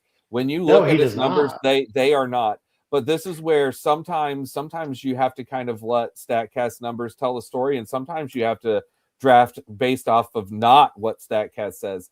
Because when you do enough of research on players and you look back at their last 3 years of StatCast info, it is not everyone correlates from looking at the year prior to what they're going to do. A lot of people jump and shoot up, and I am betting on Manzardo being a guy that shoots up. Okay. Well, his Fangraphs stuff is pretty good for, I mean, even on somebody like Cardi, who is pretty hesitant, even on second year play. I mean, he has him at 107, so it doesn't really match the StatCast because usually those things kind of add up. I wonder if Manzardo, y'all may know this, but I have a feeling he's like a kind of maybe an Isaac Paredes type guy, a big time pole guy. Is that what it is? Yep. I bet that's what it is. Yeah, he and I mean he's just a big power masher. There's no doubt. Yeah. Henny Penny in the chat says IKB guy. I know. I thought he was going to say I thought that was Isaiah Kiner Falefa, but I don't really know IKB guy. I also don't understand the whole random thing above that, which looks like faces, like smiley faces. It's either faces or boobs. Yeah, I don't understand it, Henny Penny. But it's funny. I think it may be like a Gen Z thing, and we just don't get it. Maybe we're old. We're old. After you make your pick, I'm gonna ask for some live advice because I think I might have to go 866 here. I want to see how you feel about it. All right. I am about to. I said make your pick first. I know. I said I'm about to potentially grab a stack piece here. Yep. Thank you very much, Bobby Boucher. Let's go ahead and add Brandon Lau, which again I don't draft often. We're going to take him for the Pirates thing here. All right. What were you? Let me look at your team. What are you thinking, Duggar? I think I need to go 866, which I never ever do, but see what you think. Hunter Brown, Savage, Lodolo, Bubik, Singer. Yeah, because I mean Hunter Brown's a stud. You know how much I like Savage and Lodolo, but like, yeah, Bubik and Singer as a 4-5 and not a 5-6 or 6-7 because they're normally. Which is usually where I have them. It's because I went early infield. And your infield is studs. You've got the Bobby Witt, Vinny P, Salvi, and Cags combo. Your outfield's really good. Yeah, you don't need. Yeah, do an 8-6-6 build. I would say do an 8-6-6 build with this which is team. so different because in the past I would have shot you if you told me to draft 8 pitchers. But I think now that we've done enough of these, having those 2 starts in the playoffs are so valuable, so valuable. So having more bites at the apple, I think, is advantageous to add to your builds. That being said, I usually don't recommend going more than 7. What about you, Brad? Do you ever take 8? No. What's your portfolio say? It says no. No. Yeah. I don't know. I just know better than everybody else. I could pick healthy pitchers. So I don't do it often. I just looked in the dinger. I've done 5 8-6-6s and compared that to 48 7-7-6. So like, I don't do 8-6-6 very often, but I think if you're going to, your team is the one to do it with. So I have 10 out of however many drafts I've done. But to give you context, I have 134 7-7-6s. Yeah, so you just stick with 7-7-6, and yeah, that's pretty much what I do too. I do 7. Sorry to interrupt you. I do 7-7-6, and then in Eliminator, I pretty much strictly do 6-7-7. Oh, that's interesting. Pretty much all I do. So I mean, I have decent data that's been told, and I've seen on that 6 pitchers is what you're supposed to do in the Eliminator. So I'm just buying into it. No, that's very interesting. I like that point too, because I don't know any data behind that, but I kind of had some intuition, and I was just looking. I have gone 6-7-7 3 times and 7-7-6 9 times in the little eliminator. So let's just see. Whereas in all contests out of 319 drafts, I have 217 of the 319 are 7-7-6. So I almost always do 7-7-6. It makes sense in little eliminator just because pitchers don't score as much as hitters, which is why. Well, you're looking for floor is what you're looking for. And Absolutely. so, like, for example, I only have 30 uploaded because I did 20 today and I haven't uploaded it yet. I have to do it tomorrow. But I think they were all 6 pitcher. But 16, 21 plus 2, 23, 24 out of my 30 are 6 pitchers or less, meaning I do have some 5 pitcher stuff because I'm just buying. And like you said, I mean, you're trying to raise your floor. And that 5 pitcher one, I think, is like 5 before 100. So I've been doing a lot of weird shit on there where if you watch me draft the Dinger or anything else, I probably am never really a pitcher guy until we get to like Bradish. And then I just love to draft injured pitchers. But on the Eliminator, I'm way more heavy on guys like Skeens, Crochet, stuff like that, and just building that floor and then tapering it off at the end and only going 5 or 6 pitchers. Yep. So, and Henny Penny says he made a good point, other than whenever he's typing real words and not symbols. But he said stack SPs when you go 8, which I actually think is a really good suggestion. Duggar last night, that takes us to last night. I was talking to him about doing an 8 pitcher build where he had spent up on hitting. It was about trying to stack all 5 of the Reds pitchers together. It ended up not happening, but we were talking about it, and he ended up getting 4 of them. Yeah, he missed out on Chase Burns. He went like the pick or 2 before, and he got the rest. But, with the Reds in particular, if you spend up on Hunter Green, you can wait, and you can get Andrew Abbott and Brady Singer and Blanken. Who's the other one? Burns, Green, Abbott. Oh, Singer. yeah. Who's the other one? Lodolo, yeah. And then TK11 says, I drafted an 8-6-6 once, but Pablo Lopez was on it. So does that count? Well, that's exactly why it counts, TK11. Because now you still have 7. Exactly. And that's kind of the point of doing 7, because like we talked about with Duggar's team earlier, you can 100% win this tournament with doing a 5 pitcher build. you can do it. It increases your odds of, you have to be so lucky for it to work On out. the pitcher's not getting hurt. Yeah. Yeah. You just, and not getting hurt, and being good. Yeah. I'm going to take Chris Bassett. I don't do that hardly ever. That might be my first Chris Bassett. I like his signing with Baltimore. I haven't taken him, but let me see if I've taken him yet. This might be my first time. Yeah, this is my first time taking Chris Bassett in the dinger. I need to find a weird pitcher to take. Bassett closed the year really good for Toronto out of the bullpen, so we'll see if that success can carry over into this year, back to the rotation with Baltimore. But I like it.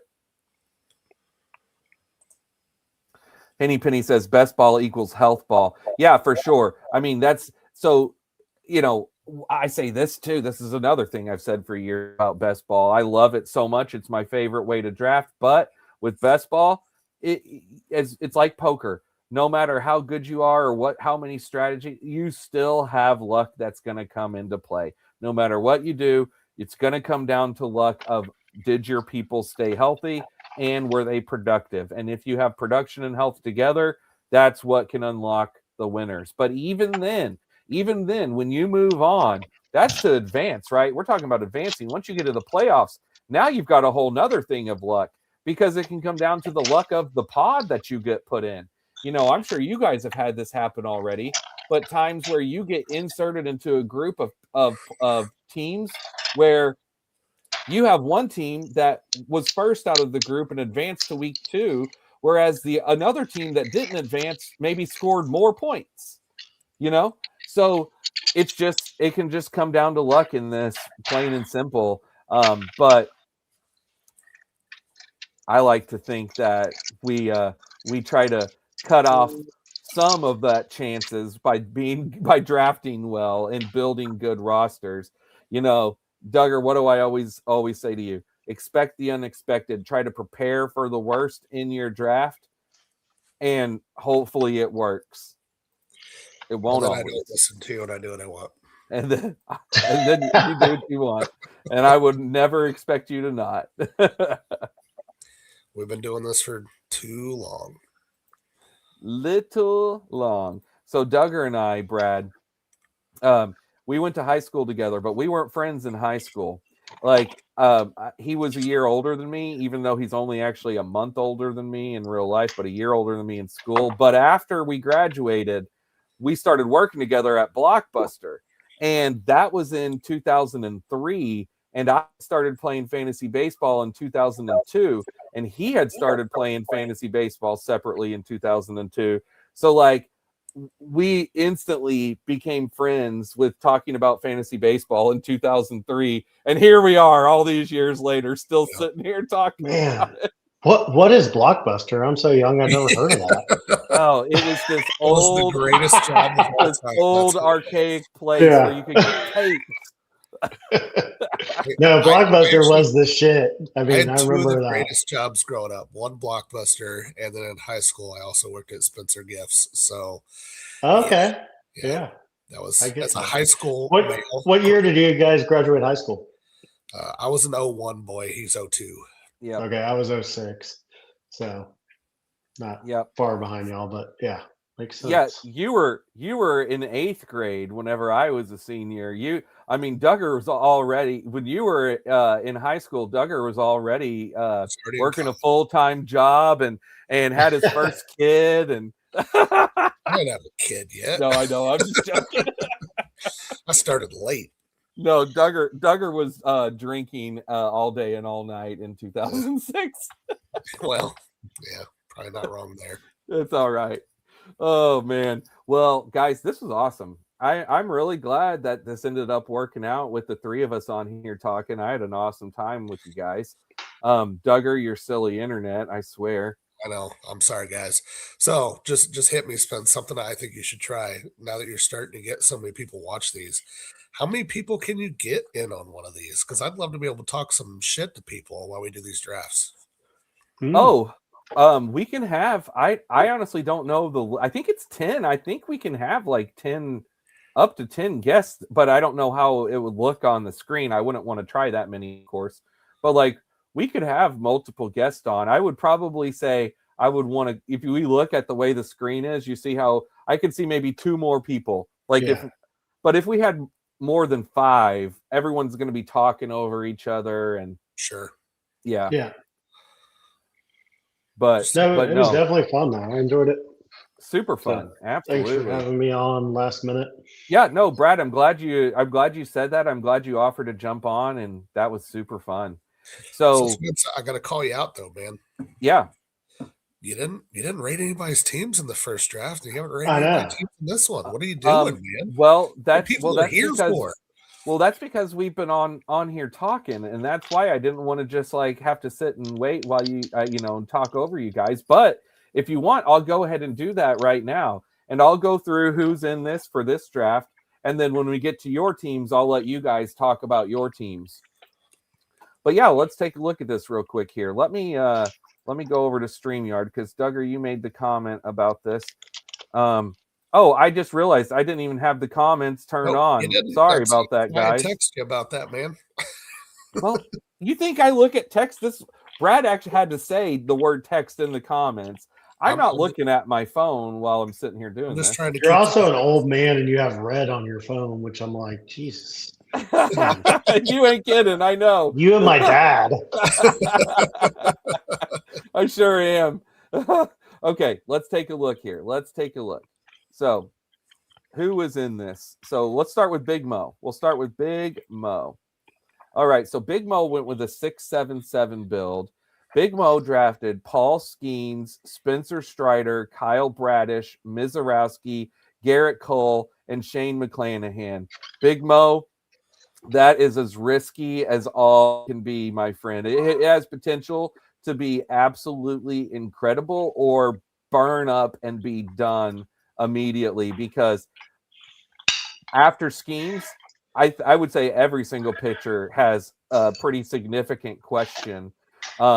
Strider, by the way, real quick about Strider, guys. Duggar, did you see anything today about Strider? No, I had a long day at work. I haven't seen any baseball news. So this today, he was out throwing live BP to guys, and it was the first time in the last few weeks that a pitcher's been throwing where the Braves deliberately turned off the miles per hour on the big. I heard he was clocked at 90. Was the highest he got. Yeah. And what was I saying? I was like, I don't have any Strider. No, I don't. I've also been staying away from Strider. Duggar keeps saying, "Screw it, I don't care. I'm drafting Strider." Well, yeah, I did early, but I have definitely backed off. Yeah, his velo sucks. That his velo fell last year when he came back, and as a result, he was terrible. And I said, if spring training starts and his velo's back up and he's pumping 97, 98 again, then I'd be back in. But it's looking the opposite way as of today. Henny Penny says quad see ya instead of Quadzilla. Okay, let me go back here. But yeah, so I've been staying away. Bradish, the whole news came out about his innings being limited. I've been worried about Mizorowski as far as also innings being limited. Garrett Cole and McClanahan. Garrett Cole might not be back for 2 months, and even that, who knows? McClanahan, we all like as a great buy, but like with the risk of this team, hey, you never know though, because if they work out, you got Paul Skeens. So the hitters though, Lindor, Mookie Betts, Simeon, Ozzie Albies, Glaber, Addison Barger, Isaac Paredes. So all of the infielders are great. I mean, I'm not a big Albies drafter, but I like him from like a floor perspective. Whenever you've already got Lindor and Betts, I'm starting to think Betts is going to end up being a really great pick this year. I might try to get some more Betts as we go, because I don't think I've been drafting a lot of him. What are you guys at? I'm at 5% in the dinger. What about you guys? Yeah, I'm pretty low just because of the style I like to draft. I have 8% in everything. I'm at 5.6.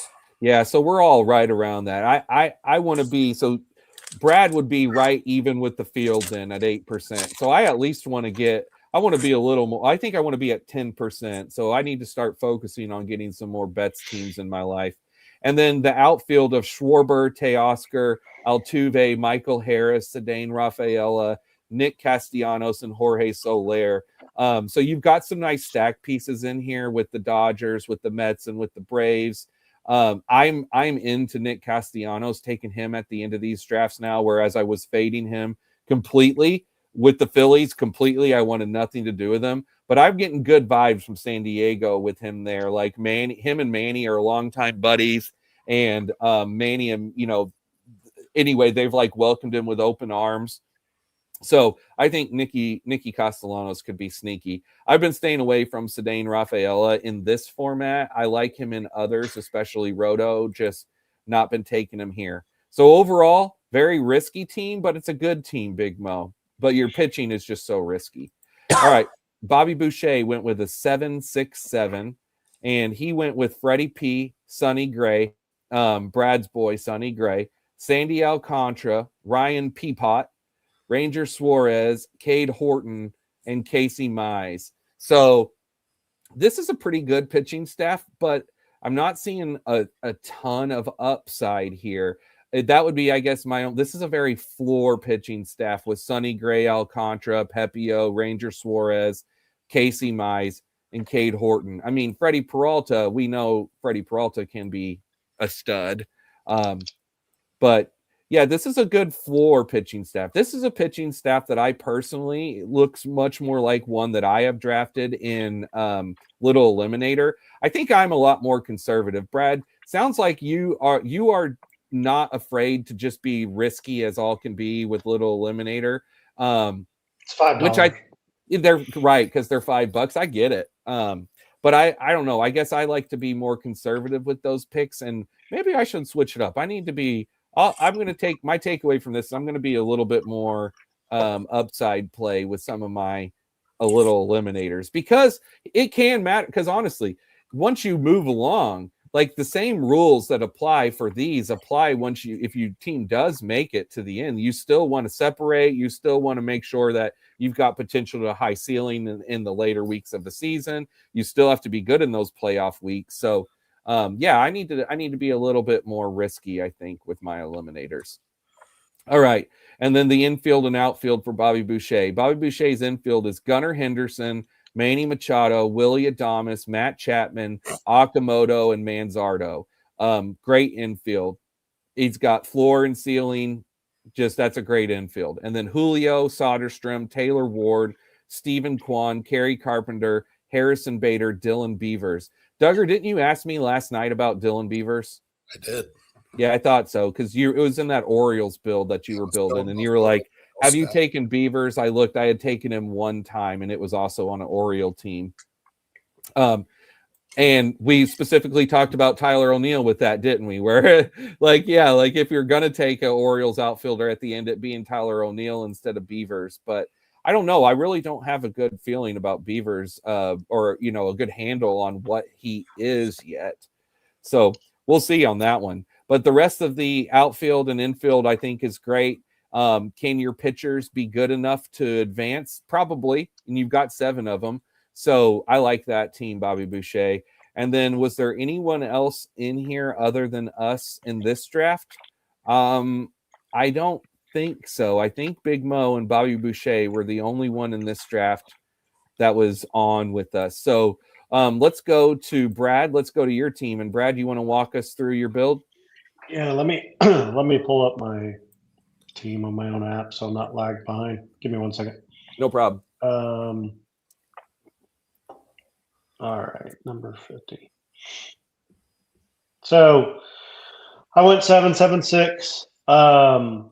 To be quite honest, I kind of got distracted by all our conversations. I'm not really that great with any of my teams, but it was still fun.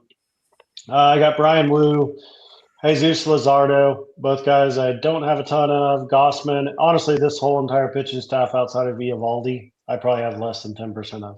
Mm-hmm. So really went a little bit different here. I think I got some upside arms at the top, some high guys, and then kind of finished it with somebody that you were drafting on stream last time, which was Detmers. Mm-hmm.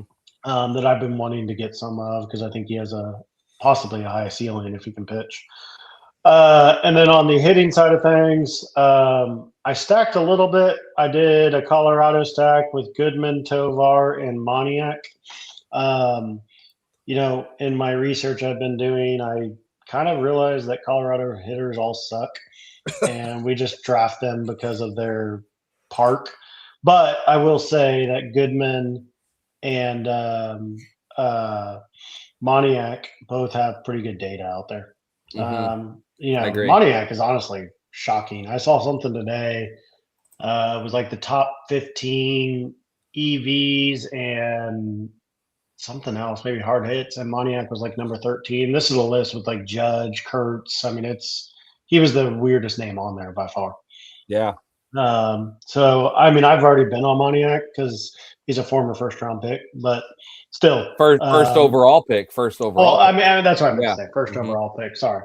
But if you look at his data, I mean, he's been decent the last 3 years. So Yeah, and then just kind of going on to that, I started off weird with Rooker and Alvarez, which got me different already. And then I have a bunch of Alvarez. So I kind of pieced around some people I don't draft. The only things I did, I threw on Herrera. I felt like my infield needed a little bit more solidity. I have 3 catchers there, which is probably not the greatest thing in the world. Well, actually, a 4th catcher with Carter Jensen as well. But that was mostly because we talked about him earlier. The only thing I was going to add on here is that I threw in Brandon Marsh. He's somebody that I researched some today, and with Castellanos gone, I don't really know how all that playing time worked, and maybe one of you can talk on this. But if he could get every day at bats, I mean his data out there is like he's an above average hitter. I mean, I think he's got pretty good defense. He's somebody that could see kind of having a Brenton Doyle type season and finishing top 150 player overall. But maybe that's a little bit out there and too far fetched. So I wouldn't say it's far fetched. It could happen. Yeah. What do you think, Duggar? Yeah, I mean he's slotted for still platoon, but strong side platoon, middle of the order at bat, and that's one of those names of those guys that platoons are platoons until they aren't. So yeah, I could see that with him. Would you be shocked? I mean, and this is maybe a dumb question. Would you be shocked if he batted at the top of the lineup? No, I mean right now, Fangraphs is what it is, but yeah. They've got him slotted at 5th. I could see him creeping up. And again, just because he's in a platoon now doesn't mean he's going to stay in one. So yeah, no, I like taking flyers on those kind of guys. Yeah. And here's my thoughts. I agree completely. I think that he's a fine pick and worth the flyer. That obviously the situation looks better today with Nick Castellanos gone than it did before with him there. But I've just I was super into Marsh the last several years, and every year he disappoints me. So I'm just sort of over him, and it's been like 4 years in a row that he's been a disappointment to me from what I've expected for him. So this is just myself, and this is why some guys I sort of just like mentally mark off where I'm just not looking at their names anymore, and my brain kind of just filters their name. And Marsh is one of those guys. I'm never thinking about him. I'm never looking to take him. But I fully recognize that, yeah, he could end up being a really good pick there. I'm way more into Moniak, obviously. Like Moniak, I'm much more into than Brandon Marsh. But yeah, no, I think it's very interesting. When I drafted with Ryan Bloomfield, Brad, he took Brandon Marsh on that team. Gotcha. It's just somebody and this is brand new to me. It's not something I've been doing. It's something I'm looking for validation, basically. Sure. So. Yep. Well, I think he's worth like a 3 to 4% clip. You could mix him in a couple, but I wouldn't personally recommend more than like 4%. And that's probably what I'm looking at. And real quick before you switch over to him, Why So Serious Joe just talked about one of my favorite players. So Carlos Correa is somebody I have a ton of. So just got to say that. Yep. And when we drafted together, Brad, when was that? A week or 2 ago, 2 weeks ago now, maybe?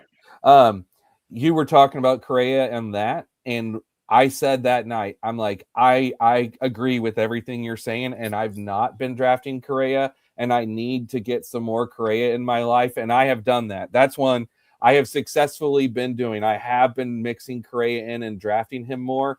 I am now up to in the dinger.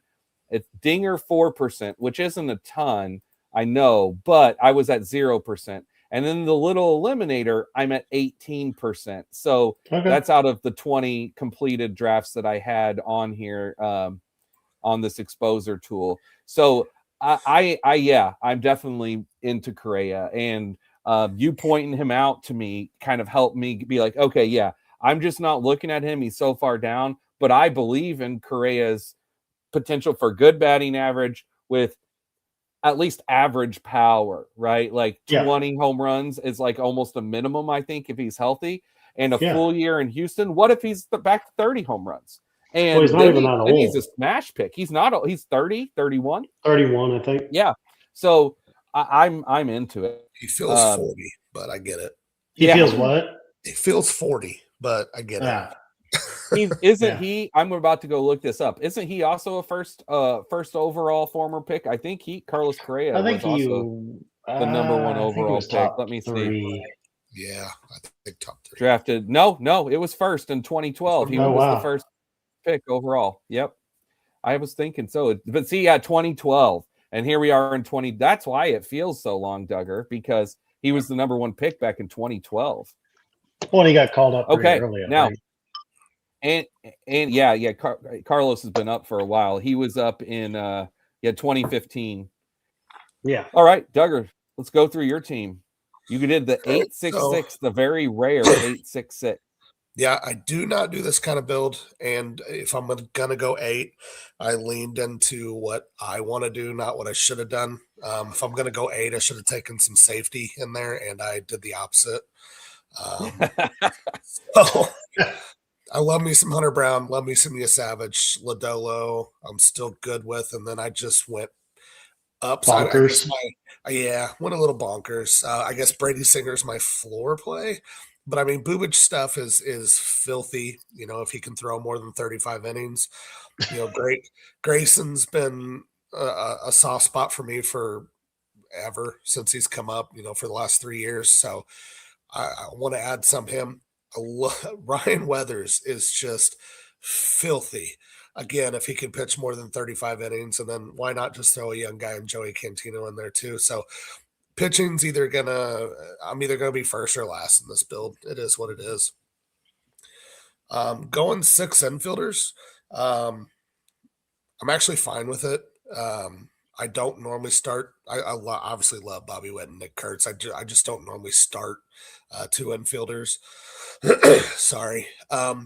I said I wasn't going to stack, but I did kind of let a stack come to me. I got a little mini a KC stack. You know, if you combine my outfield with my infield, and outfield's going to be another issue for this team. So this is an example of players I like individually.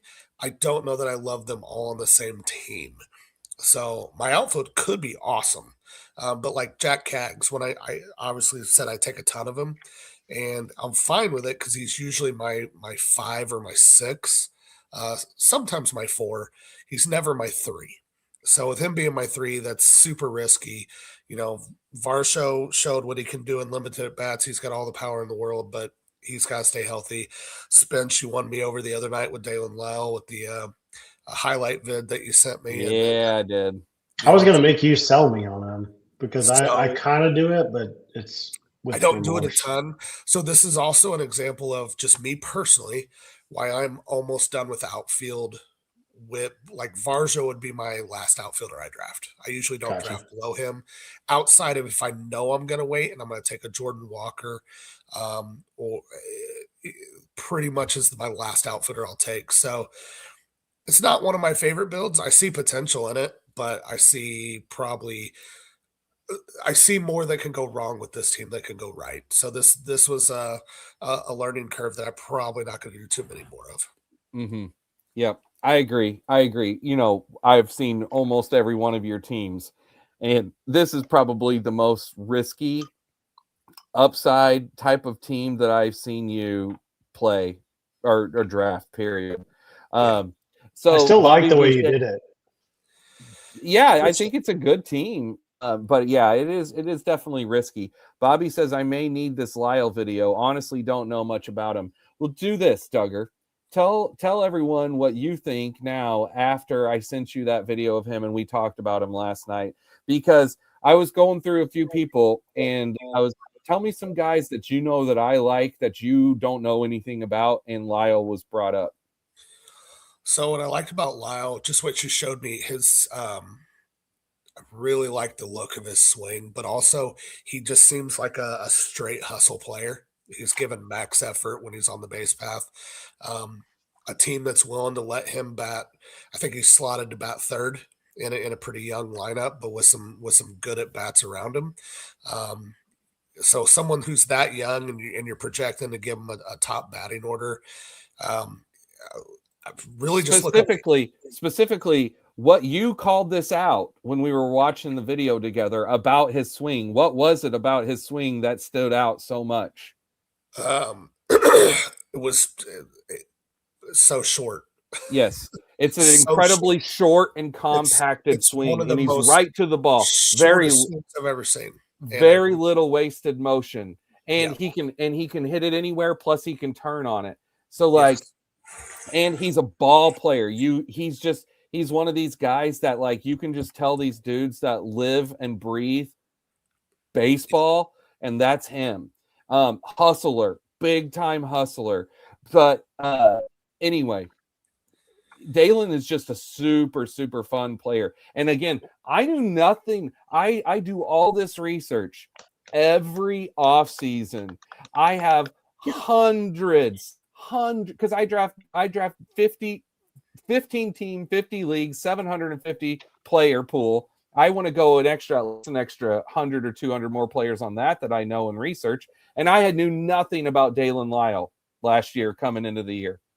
So when he came up, it was out of nowhere. I didn't know anything about him. And so again, I had to research and find, and I watched a bunch of videos of him. And when you watch a bunch of videos of guys in the minors, you can take only so much away from highlight videos, which they are nice. But when you watch videos of them in interviews and people talking about them and like, that's where you can really kind of get a good idea. And that's how I know that Dalen Lyle is such a ball player. Like, he's just a dude that is going to be going out there, and he's going to grind every single day.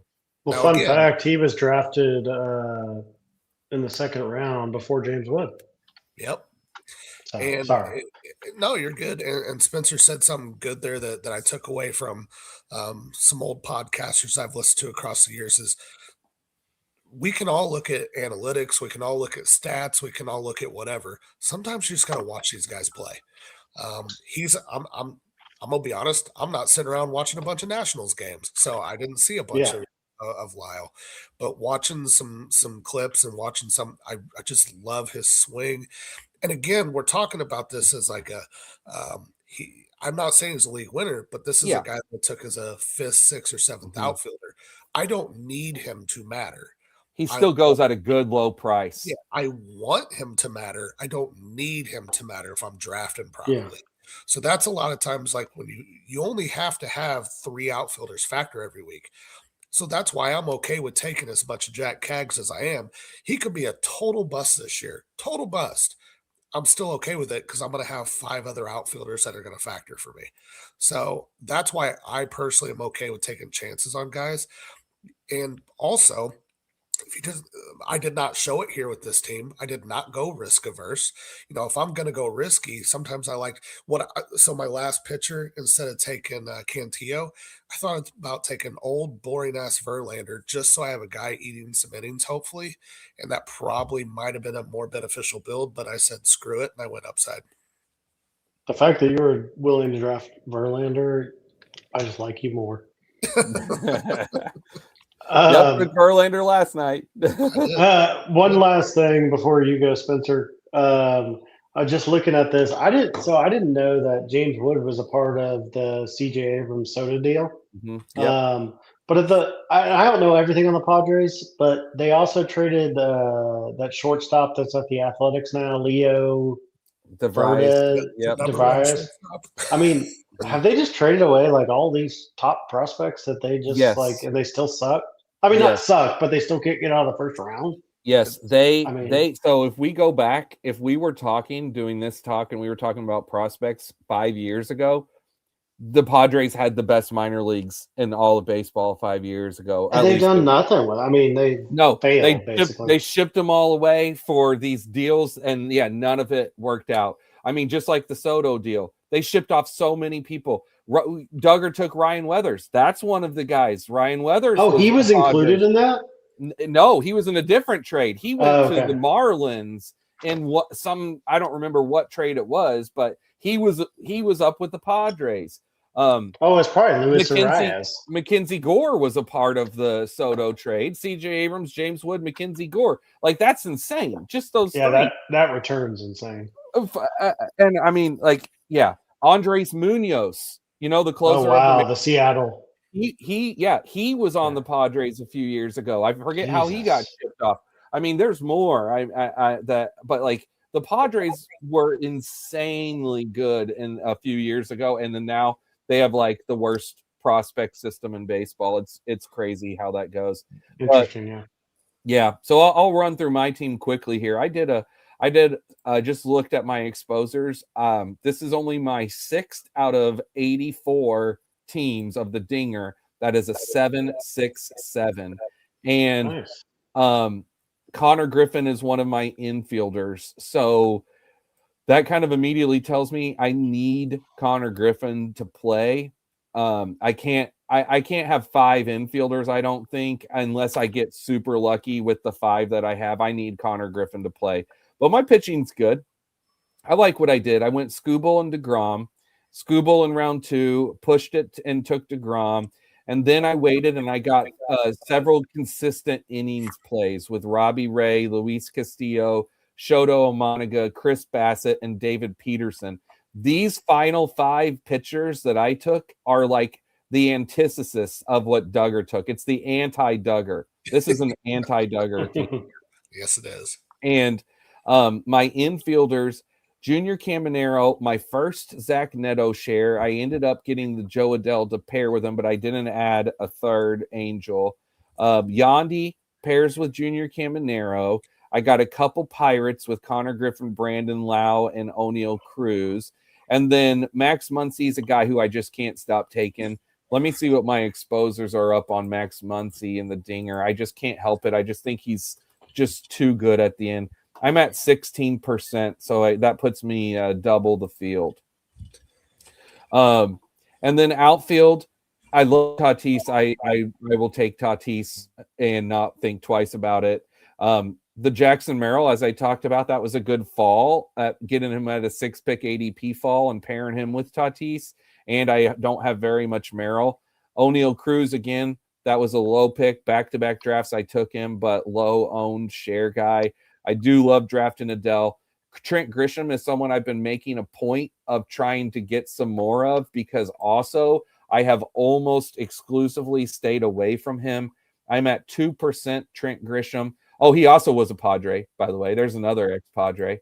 But Trent Grisham, I just flat out don't believe in last year. But even though I don't believe in it, it's the same thing where I'm always trying to check my own biases and say to myself, am I wrong? And there's at least a chance that I'm wrong on Trent Grisham. So I want to increase my exposures to like at least between 5 to 10% and not at 1 or 2%. And then, because whenever I was through 50 teams, I had 0. That was something I remember in my 50 drafts run through of exposures was I had not drafted Grisham yet at that point. Willie Abreu, like I talked about, I love taking Willie Abreu. And then Jordan Beck was one I just sort of threw in when we were talking. And that was one that honestly, I was about to time out and I just threw a star on him real quick. So Jordan Beck is what he is. He was no pair piece. Normally I draft Jordan Beck when I have some Rockies, but just throw Beck in there. He's fine. But I don't love the Beck pick. If I could redo it, I would have taken that Beck pick and made that another infielder, and this would have been my regular 7-7-6 build. And I would have felt a lot better about this team had Jordan Beck been, say, Ezekiel Tovar, right? But really any other infielder. But overall, I think it's a pretty good team I'm happy with. So, but yeah. Well, guys. It's terrible. And Duggar, I appreciate the feedback as always, my friend. But well, guys, yeah, that was super fun. Again, thank you both for coming on. Duggar, I'm glad we got your internet going. Brad, thank you for being willing to jump on at the last minute and stay on and talk with the three of us here. This was super fun. Yeah, absolutely. I had a good time. And then just to remind everyone what I said earlier as far as the schedule upcoming. So I will be going back live again Friday night with one of Duggar and mine's most competitive fantasy baseball rivals, our buddy Brock Boner. And Brad, I know me, and I'm sure probably Duggar too, we're going to jump on and draft with you on Saturday night over on Stacking Dingers when you and Jason, Woo Woo J Train, are going to be drafting some dingers together. What was the name earlier that he said? It was like Ding-a-ling something. Yeah. I'll have to go back and see. It was so funny though. I need to screenshot that so I can send it to him. We can post it so good. on Saturday. I'll find it. And then Bobby Boucher, thank you, buddy. And then next week we'll be back on Tuesday, Friday, like normal for Dinger drafting, but I'll also be on Thursday night for the stream of the Bubba and the Bloom auction. So anyone who wants to check that out, that's going to be crazy time. Come check it out. But until next time, everyone, thank you guys again. And remember, all of you at home, keep drafting. See you next time.